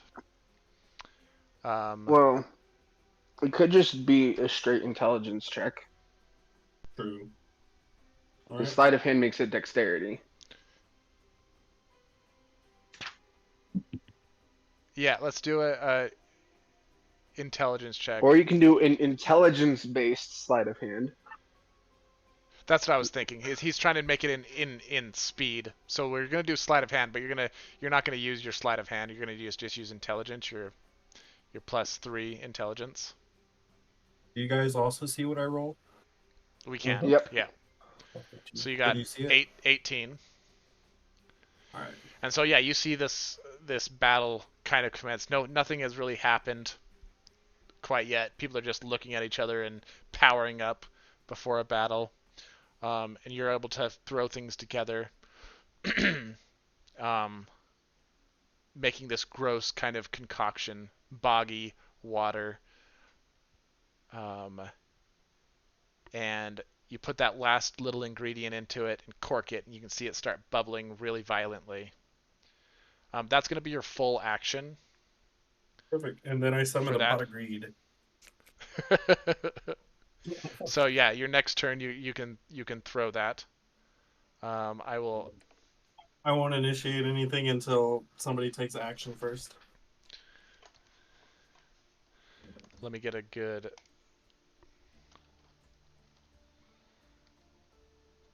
I already got a good idea for this. Never mind. Cool. Cool. You're not going to get any closer or anything? Do you want to move? You don't have to. I'm just making sure. Do I have? You can move movement 30. right You now? can move 30 feet. You can move. You have 30 feet of movement, or 35 feet. That's I forgot. I gave you extra because you're 4-footed.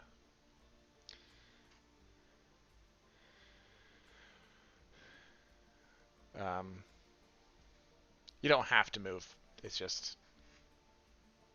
Oh no, sorry, wrong one. Gotta keep clicking stuff. Mm-hmm. So you It run up. takes a second to get used to. Yep. Run up. Get tucked into that corner. You got this kind of like almost. It's almost shaking in your hand. How violently it's bubbling in that flask. Ready to go. This is AOE, so it's gonna affect everybody, correct? It depends on where you throw it. Mm-hmm. Depends on who it'll affect. So. All right. Cool. My arc gun. Beldoris. What would you like to do? Let's see. So I guess seeing all this action just happen all of a sudden, I just get really flustered, but I want to be there for my teammates. So I am just going to move to how much 30 feet. Okay, I'll just move over here right next to the little torches. Actually, so one quick question. Everyone's just staying right outside of my field. So quick question: How does readying an action work? You just tell me what you're wanting to Okay. do and what the trigger would be. So if it's like an attack, if he gets close Okay, enough, yeah, or a spell if he moves to a certain spot, or if he attacks your friends, kind of thing. gotcha. You just have to give me a Okay, specific that's thing. a general question. Yeah. Okay, but So, anyway, and I that guess makes it so that back to that's being what you do your reaction as. So you can't use another reaction when you hold an action. makes sense. Okay. Anyway, I guess back to being Beldoris. So I'm just gonna stand over here, just be on standby, ready to help out where I can, Cool. and I will end my turn. Sounds good. Then it is his turn. Oh, did you like that little root? And he walks up to you and takes a swing. As As he's, my reaction, I also have a reaction. I am activating my spores on him. Okay. So he needs to make a Constitution saving throw, I believe. Yeah, Constitution Okay. saving throw.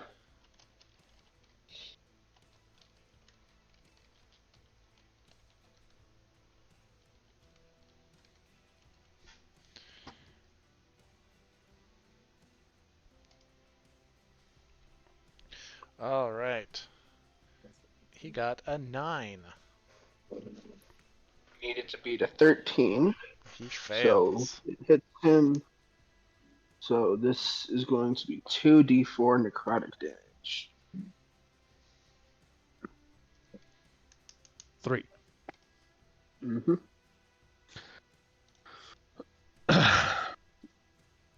So as he steps within range, you see Throke, strange, oddly enough, be able to reach him with an attack, and I will attack him. So how that looks visually is basically once he takes that first step closer to me, every single one of those spores is just freezing and then all darting at him. So as they all force his way into his airway. Cool. Before you attack, I almost called you Scott. That was weird. Before you attack, you notice that those spores, they're like going into the mouth of the mask and trying to like fit under his mask, but they're not making a lot of purchase anywhere. It definitely affects him. He's trying to shake him off a little bit, but they're having a hard time getting anything done, those spores. Uh, Trulk, what was that attack? All right. First attack is a 14 on the blade. Um,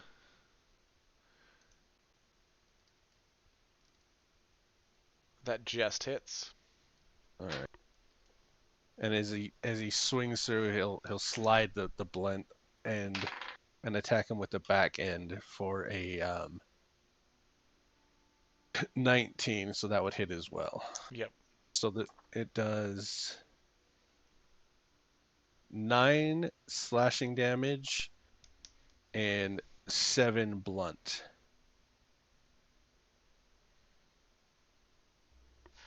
Okay. As I reach out uncarelessly long to attack him. Yeah, so you notice that as it looks like it's going to pierce his skin or his armor, it just goes through. Like he's incorporeal almost. Yes. But Okay. he does seem to be affected by it a little bit. Okay. Cool. And he attacks Shanor. Does a 16 hit. 16 is my armor class. Hell yeah. You were perfectly waiting for it.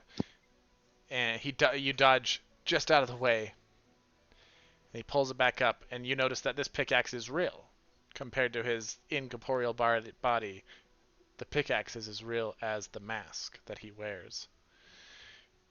He looks up at you a little bit, frustrated, and 3 objects start floating off the ground around you guys. A pickaxe, one of the lantern sitting on the side, and a shovel. Pickaxe is going to run over and try and get Beldoris. Does a 16 hit? Does not hit. Cool. 17 AC. Will the shovel come close to Trolk? And he is going to crit on you. No. He Oh. Bad shovel, bad. rolled a natural 20. You I'm just having hear visions of The whole night. you hear He's- a pang sound as it smacks Trolk right over the head, doing 7 damage. And That's a lot. Our level. Are you sure you want to do that much? well, if It was a if crit. it didn't crit, it wouldn't have done that much. And then a lantern is going to fly at Sniff. And it will hit Sniff with an 18. Not critting though. Doing 2 damage to Sniff. Shinor, it is your turn. So, I just realized that on my Hero Forge character, I put him with a quarterstaff, but he actually has a scimitar. Okay. Yeah, so it's a scimitar and wood shield combo. So I'll fix that before next session. Yeah, you're good. So I am going to specifically try to slash at him to try to knock off the helmet. Okay.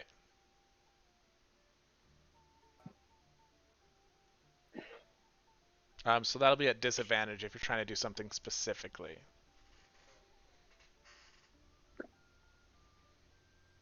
Fine. So first roll is a 24. Second one is also a 24. Then that will hit that mask. I rolled 2 19s, Nice. and I got +5. So this is going to be 1d6 plus 3 slashing, and then 1 plus 1d6 necrotic. So that's 7 slashing for necrotic. Nice. 7. So you hit that mask and you see it start to pull off his head, and you get the very glimpse of his face, and it is one of the most gruesome undead faces that you've seen. Rotting away. He catches himself and grabs the mask and puts it down. He's like, "That is not yours to take." Anything else you'd like to do? In response to him saying that, and this is not your realm to live in right now. You are long past your time. Be free. Cool. Trolk. Is he corporeal now? Is he more solid? He looks more solid, but whenever anything touches his body, Mm-hmm. or yeah, it doesn't seem corporeal. It looks corporeal at this point. It's good. That's what I'm It's worth thinking that he's probably some kind of ghost. Well, then I might as well channel into divinity and turn undead. must make a wisdom saving throw. Whizzing away. He rolled a 19. He saves. The dice almost Are rolled off my desk, so I almost didn't get that. are any of these? I know they're like more like animated object. Would they be considered undead at all? These things attacking us? They would not. Okay. Um, that's really all I got. Cool. I know level two's That was a that little was harsh that yeah. way. That's my action. That's all I got. Cool. Beldoris. So I turn slightly and I see that pickaxe. I'm really Papi. surprised by that. Papi. But Papi. I act quickly and I attack it with my mace. Nice. So actually, so quick question. So like I'm gonna roll a d20, right? And then Yes. so I guess like what other modifiers should I add to it, if there's any?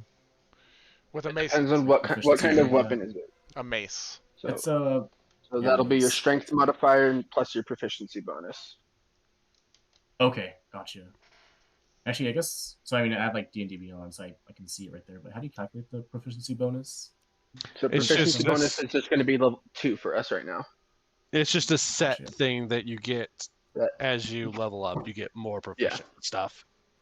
It Okay. starts at 2 and eventually goes up to, I believe, a max of 5. 6, I think. Oh yeah. Nonetheless, right now it's just 2. Right.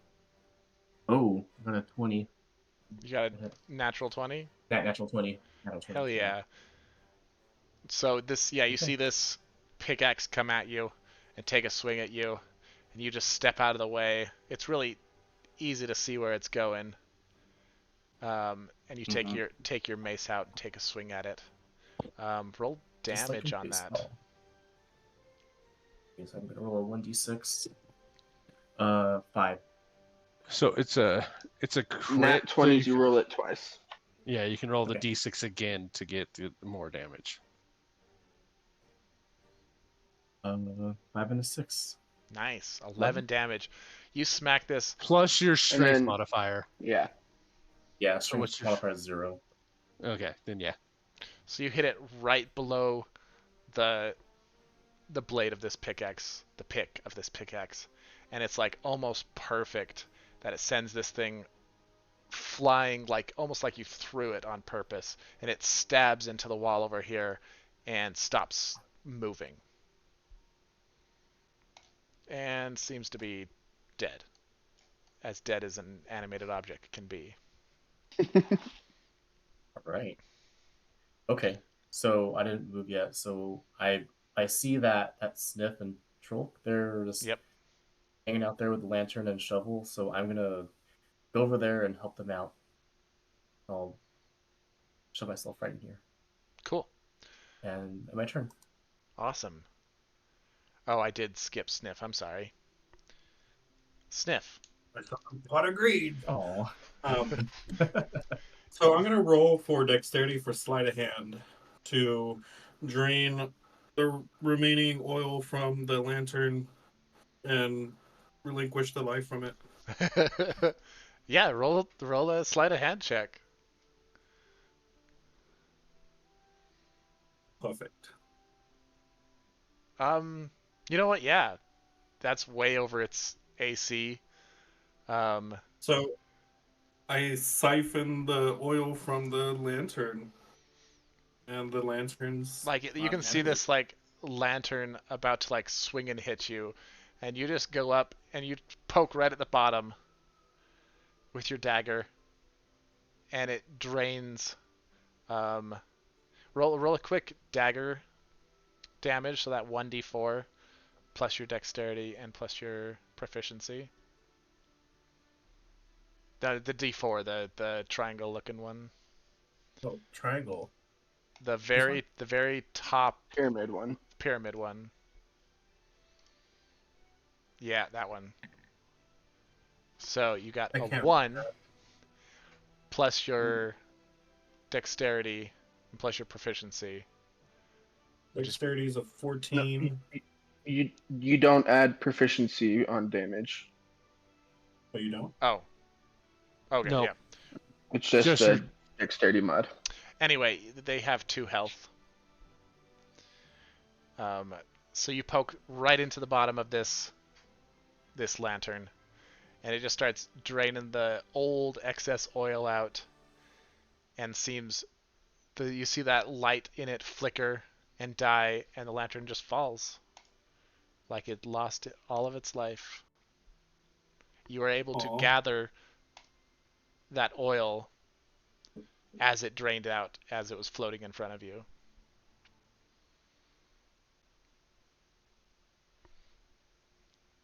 I will stay still and end my turn.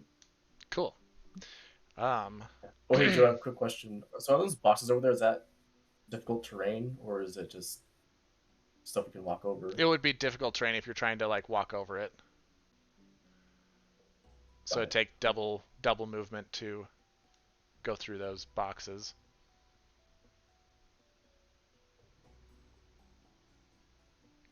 Cool. Then we are to the dwarf. Seeing that he almost lost his mask right there, he doesn't quite get it back on his head when he tries to swing at you again, Shinor. And it does a wide swing and totally misses you. And then goes back to trying to fix his helmet onto his head. I'm using my reaction because it's starting its turn in my spores to do another attack on that. Cool. So need another Constitution saving throw. Awesome. He failed miserably. That is what we like to see. Another 3 damage. Nice.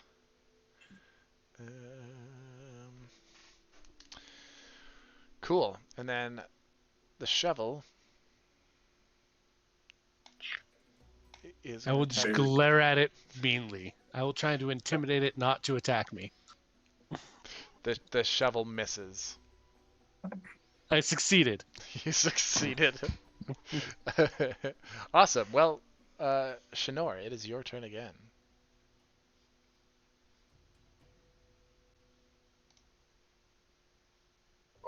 Okay. So he's still trying to like fix his helmet, right? He's got it. That was just for flavor, but it seems to be good Okay. now. So I'm going to reach out with my hand and grab the helmet, and I'm casting Chill Touch. Cool. So this is so basically, so it's technically a ranged spell attack, but I'm doing flavor melee version. Okay. So make a spell attack roll. Oh, come on.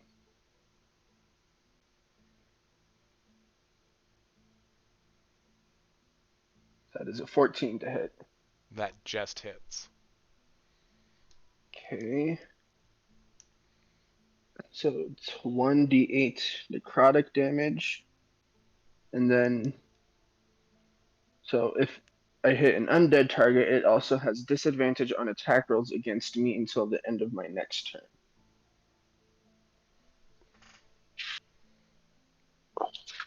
Okay. And then, trying to think, would I don't know if my spores, my spores wouldn't boost that since it's not a melee weapon attack, but Yeah. that's fine. I like the flavor of it. So, and as I'm doing this, I'm like, so I'm just emphasizing again, you do not belong here. You're, so, Okay. Trolk.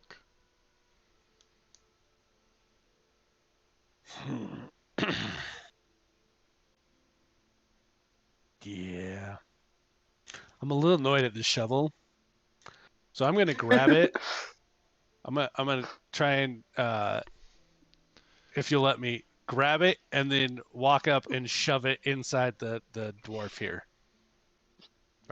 Let's do a strength battle. All right. You should romance it. I'm not a bard. Yeah.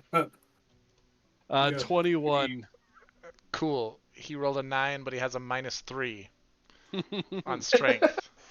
So yeah, you pick Yikes. you pick this shovel out of the air. You can feel it like wriggling in your arms, and you stab it into the dwarf. I kind of want to get it. Yeah, I kind of want to get it like in his neck area, so it's like under Try to the wedge it helm. under the helm. Yeah. Yeah. So next turn I can try and pop the helm off. Okay. Do Which I'm currently holding on to. do an attack roll. Okay. Well, I don't think there's going to be any pluses because he's trying to actively get out of your hand. A dirty 20. Yeah. You stab it. I guess that'll be a disadvantage too because he is Okay. because you're doing something specific again. Okay. So the other one was a 16. Cool. Yeah, With disadvantage. you're able to get it into the neck area. We will roll a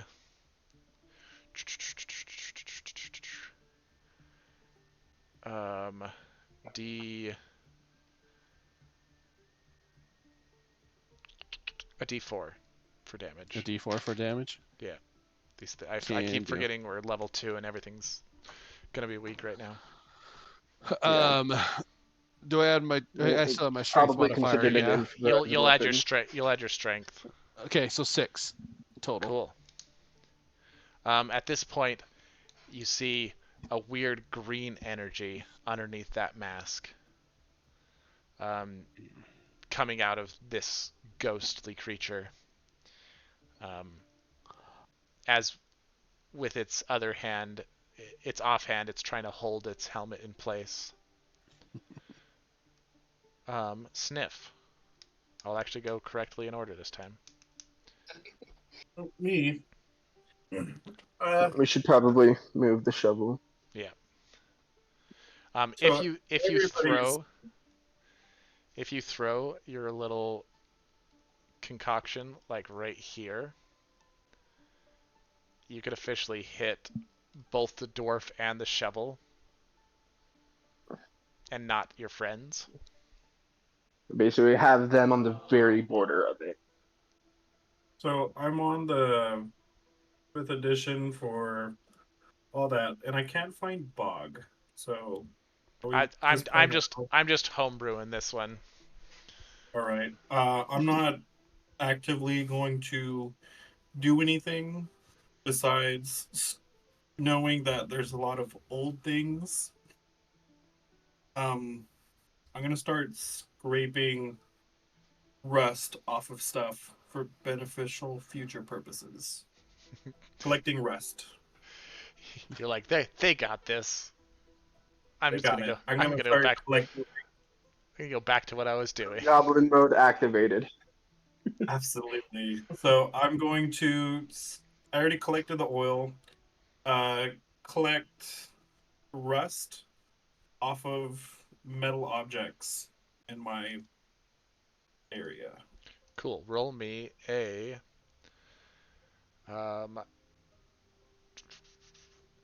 like a sleight of hand again. 20. 20? Oh, D20. Yeah, D20 plus your dexterity. 14. My dexterity's 14, and I rolled a 5. Okay, so that's +2, Mm.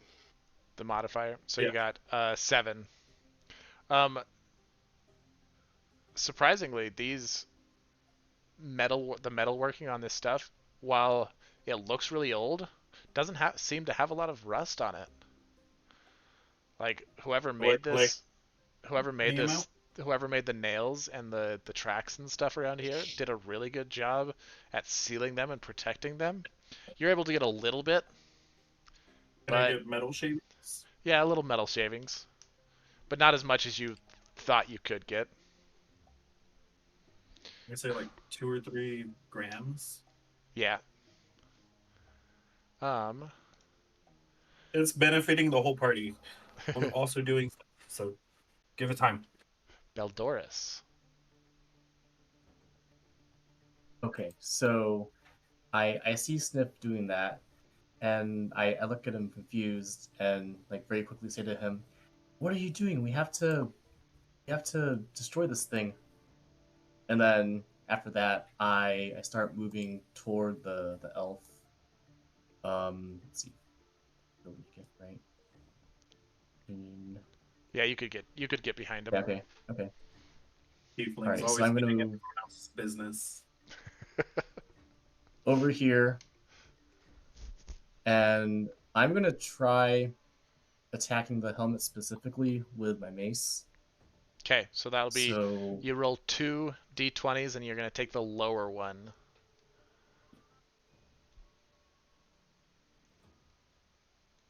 ooh, okay, lower one was a 3. So yeah, So you're 3 it plus, or go ahead. was like 3 + 5. 3 plus 0, Oh, strength 0. That's 5 right. plus 2. Yeah, yeah, so So it's a 5 total. you're watching both Shinor and Trolk trying to get this mask off, and this dwarf actively trying to hold it in place.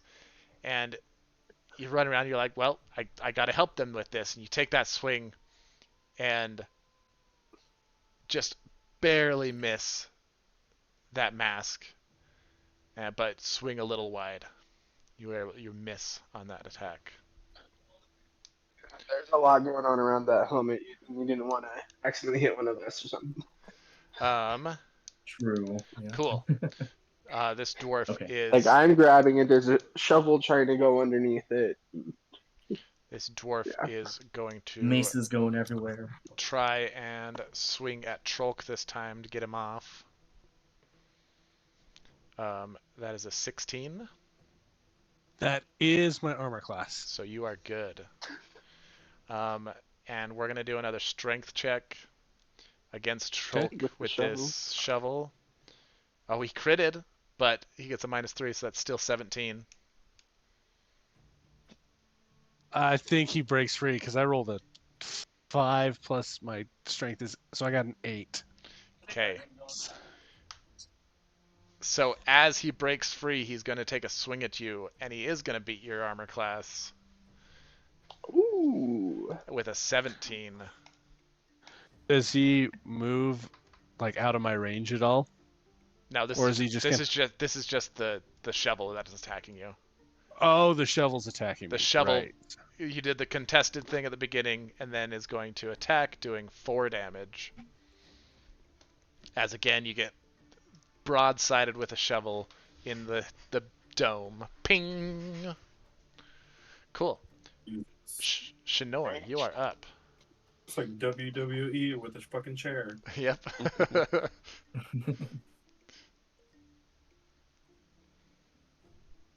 So I so before that happens, I am using my reaction to do the spores on the dwarf again. Okay. So another Constitution saving throw. Failed. You rolled a 4. That is what we like to see. Another 3. Cool. That is Um, 3 times in a row I've gotten 3 with 2d4s. So at this point, the spores seem to be hitting with purpose, and he's flickering out of existence slowly, but trying to hold on still. That green energy seems to be pulsing out of his neck where the shovel went in, but flickering as well. The candles all around you guys are flickering almost with the same beat as this dwarf is. Trolk. Or wait, you didn't actually do your turn. No, yeah, that was Shinor. reaction stuff. Yep. So, okay. So I am going to use my bonus action to do my Furbolg hidden step of going invisible. Okay. So it lasts until my next turn or until I attack. So I'm using this to come around behind him and surprise attack him from behind. So still going for the helmet. Okay, if you're going, it evens out. And just Straight roll. advantage on one, disadvantage for specific focus, so it's neutral. Yep.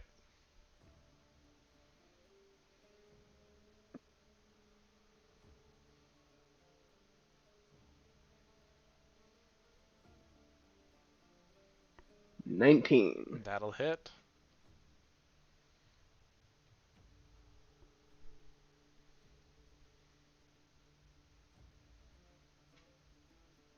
He's now gasping. Yeah, 10 damage in total. So Cool. that's 6 slashing and 4 necrotic.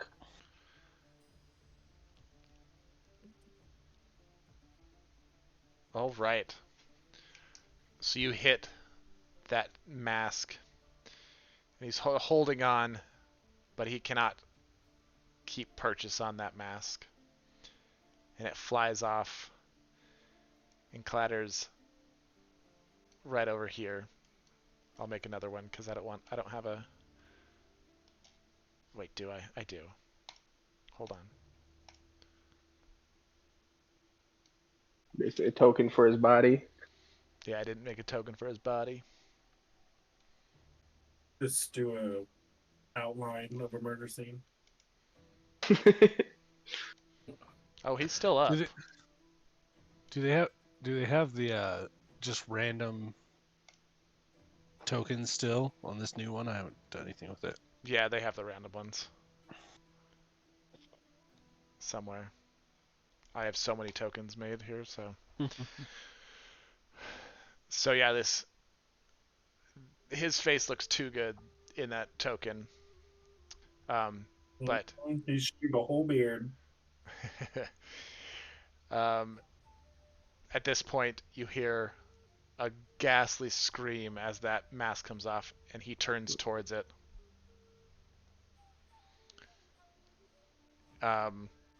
Definitely wanting to put that thing back on.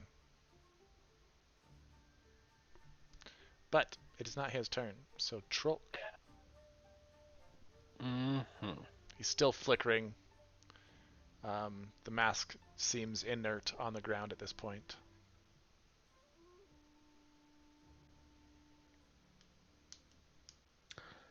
Yeah,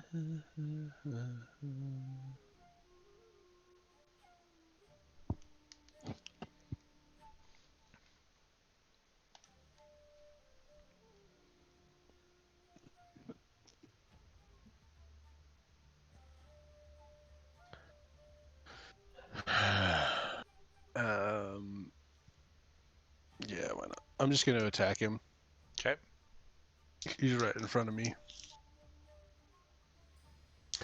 I'm gonna take my glaive and swing with the blade at him, and then on the back end, I'm gonna use the blunt end to hit the shovel. Okay. So a 19 to hit him and a dirty 20 to hit the shovel. You hit both. All right.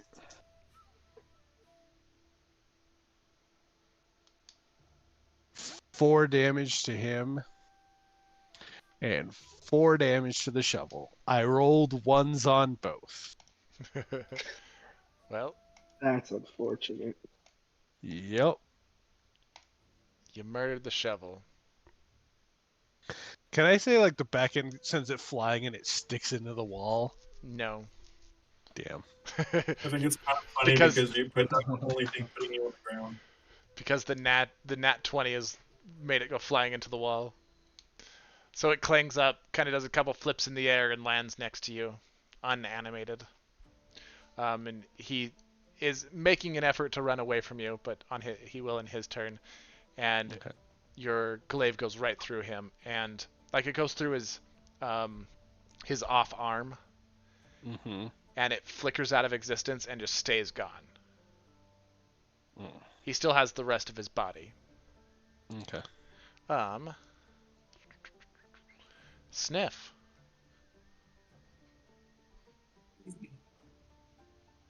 All right. Uh, shit, I haven't thought about nothing. You still have your bog bomb. Nothing. I do have a bog bomb, but everybody's surrounded by him. Well, like, again, if you throw it like in this corner, Yeah, we're all on one side of him, so it'll hit him and not anybody else. yeah, Or you could also save it for something. I yeah. craft another tincture. What kind of tincture are you looking at for? I have metal shavings right now, and I still have pollen and some dirt that I picked up from people's feet at the inn. So, potion to fortify metal. What would that do? Uh, I could throw it at one of my allies to fortify their weapon for a turn or two. Yeah, roll me a. What does fortifying it do? I will make. Fortifying gives it a extra attack number. It makes it shinier. It makes it shiny. I polished it for you.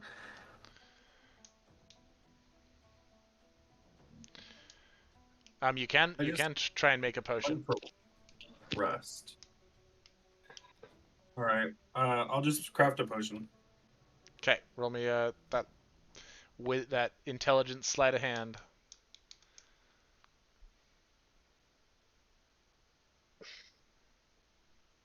What is that? It was a 12. It was a 12. It was just So on the edge. yeah, of the little digital dice tray. So this time you put the ingredients together and try and shake it up. It doesn't seem to react the way that you were planning on doing it. Each turn is like 6 seconds. hmm So you were like throwing this all together and it didn't react the way you were wanting to. The metal shavings just kind of sank to the bottom, the dirt floated to the top, and it didn't seem to react like a potion usually would. So would I create a potion of backfire? No, it wasn't bad. It just wasn't it's not an active potion. You just lose those items. All right. Perfect. Cool. And Beldoris. All right, so at this point, I see that ghost thing, and I'm like a bit frightened by it. So, just out of I guess reaction to seeing it like that, I do want to try to attack it with my mace. Okay. So let's see. Oh shit. 2, which I'm sure isn't hit. 2 plus 0 plus 2, 4 total. Yep, that will miss as well. Yeah, You are not rolling too hot.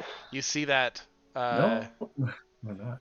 you see the helmet come off, and you were expecting like a ghostly face of a dwarf, but it looks like a straight undead, like it's a fleshy skeleton with a beard.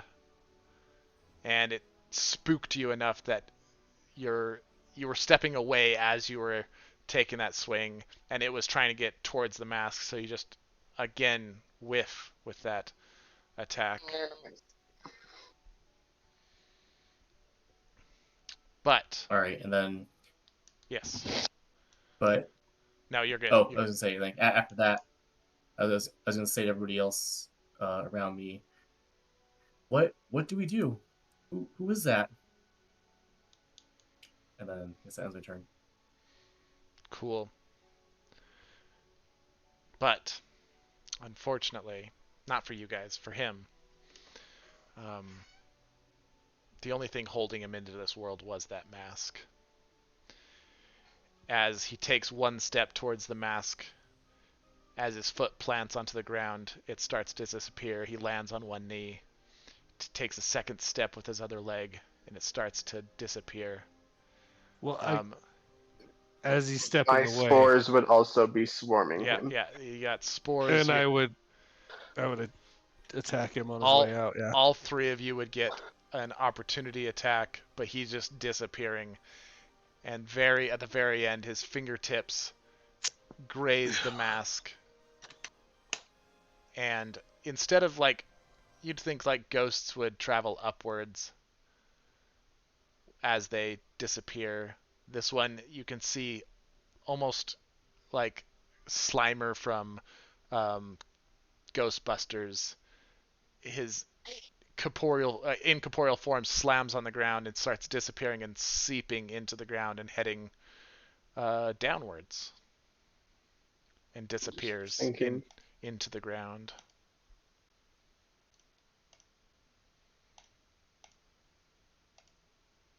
We try to pick it up. The mask is still there, and so is the pickaxe. Oh no, the slimy shit from the ghost. It sinks too fast into the ground, but like seems to almost permeate into the ground, like it's becoming part of it.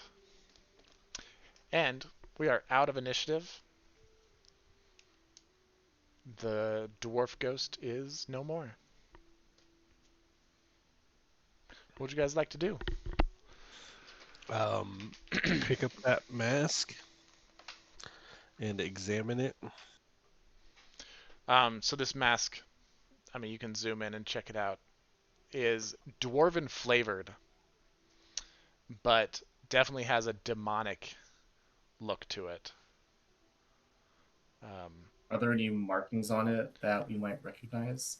On the outside, not so much, but looking inside, you do see a bunch of symbols that you do not recognize.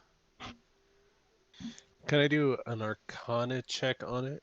Yes. Are all the torches still there, or have they? Oh yes, the They have run out. all the torches have disappeared. It is now really dark in here. So I would cast Produce Flame. The torches on the outside that were the continual flame, are they out, or is it just Yes, the ones? all the torches are gone. Okay.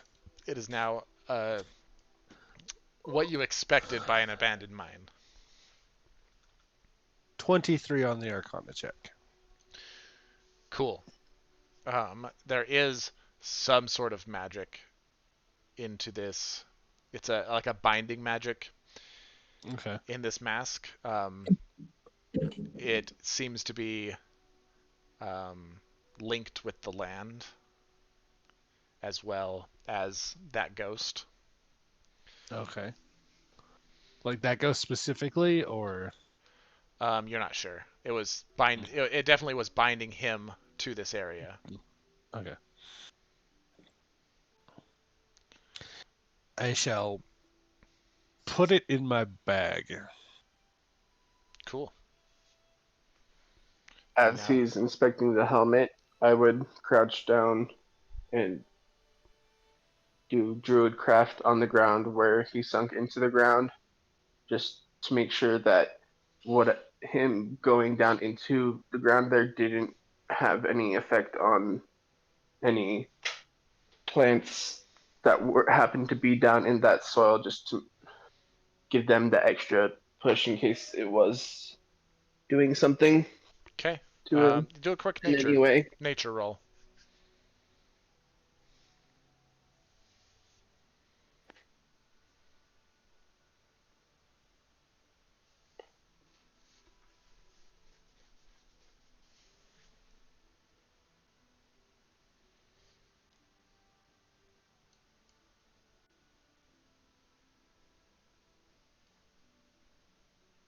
Dirty 20.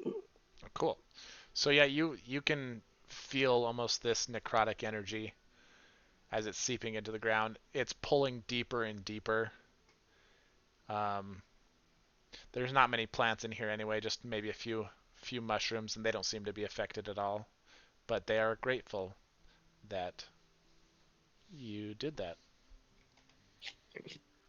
And then I'm also going to do several casts of it on the root that he struck. So Yeah, so to give it it seems to as much energy back as it can. yeah, it seems to seal up that broken end. All the stuff that dried up is unsalvageable, but it seems grateful as well. Yeah, basically giving it strength to grow anew. So. Awesome.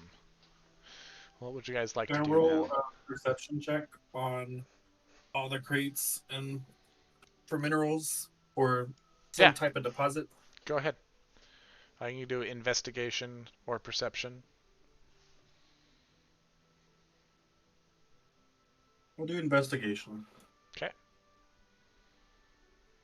12 plus 5. 17. 17. Nice. So digging through these crates, a lot of them used to have like food and supplies in them, but have dried up and turned to dust. But you do find one crate that has 25 silver coins. And these are Nice. the special silver coins. The kind that are stamped with the Valley of Silver's insignia. Very pure, very valuable.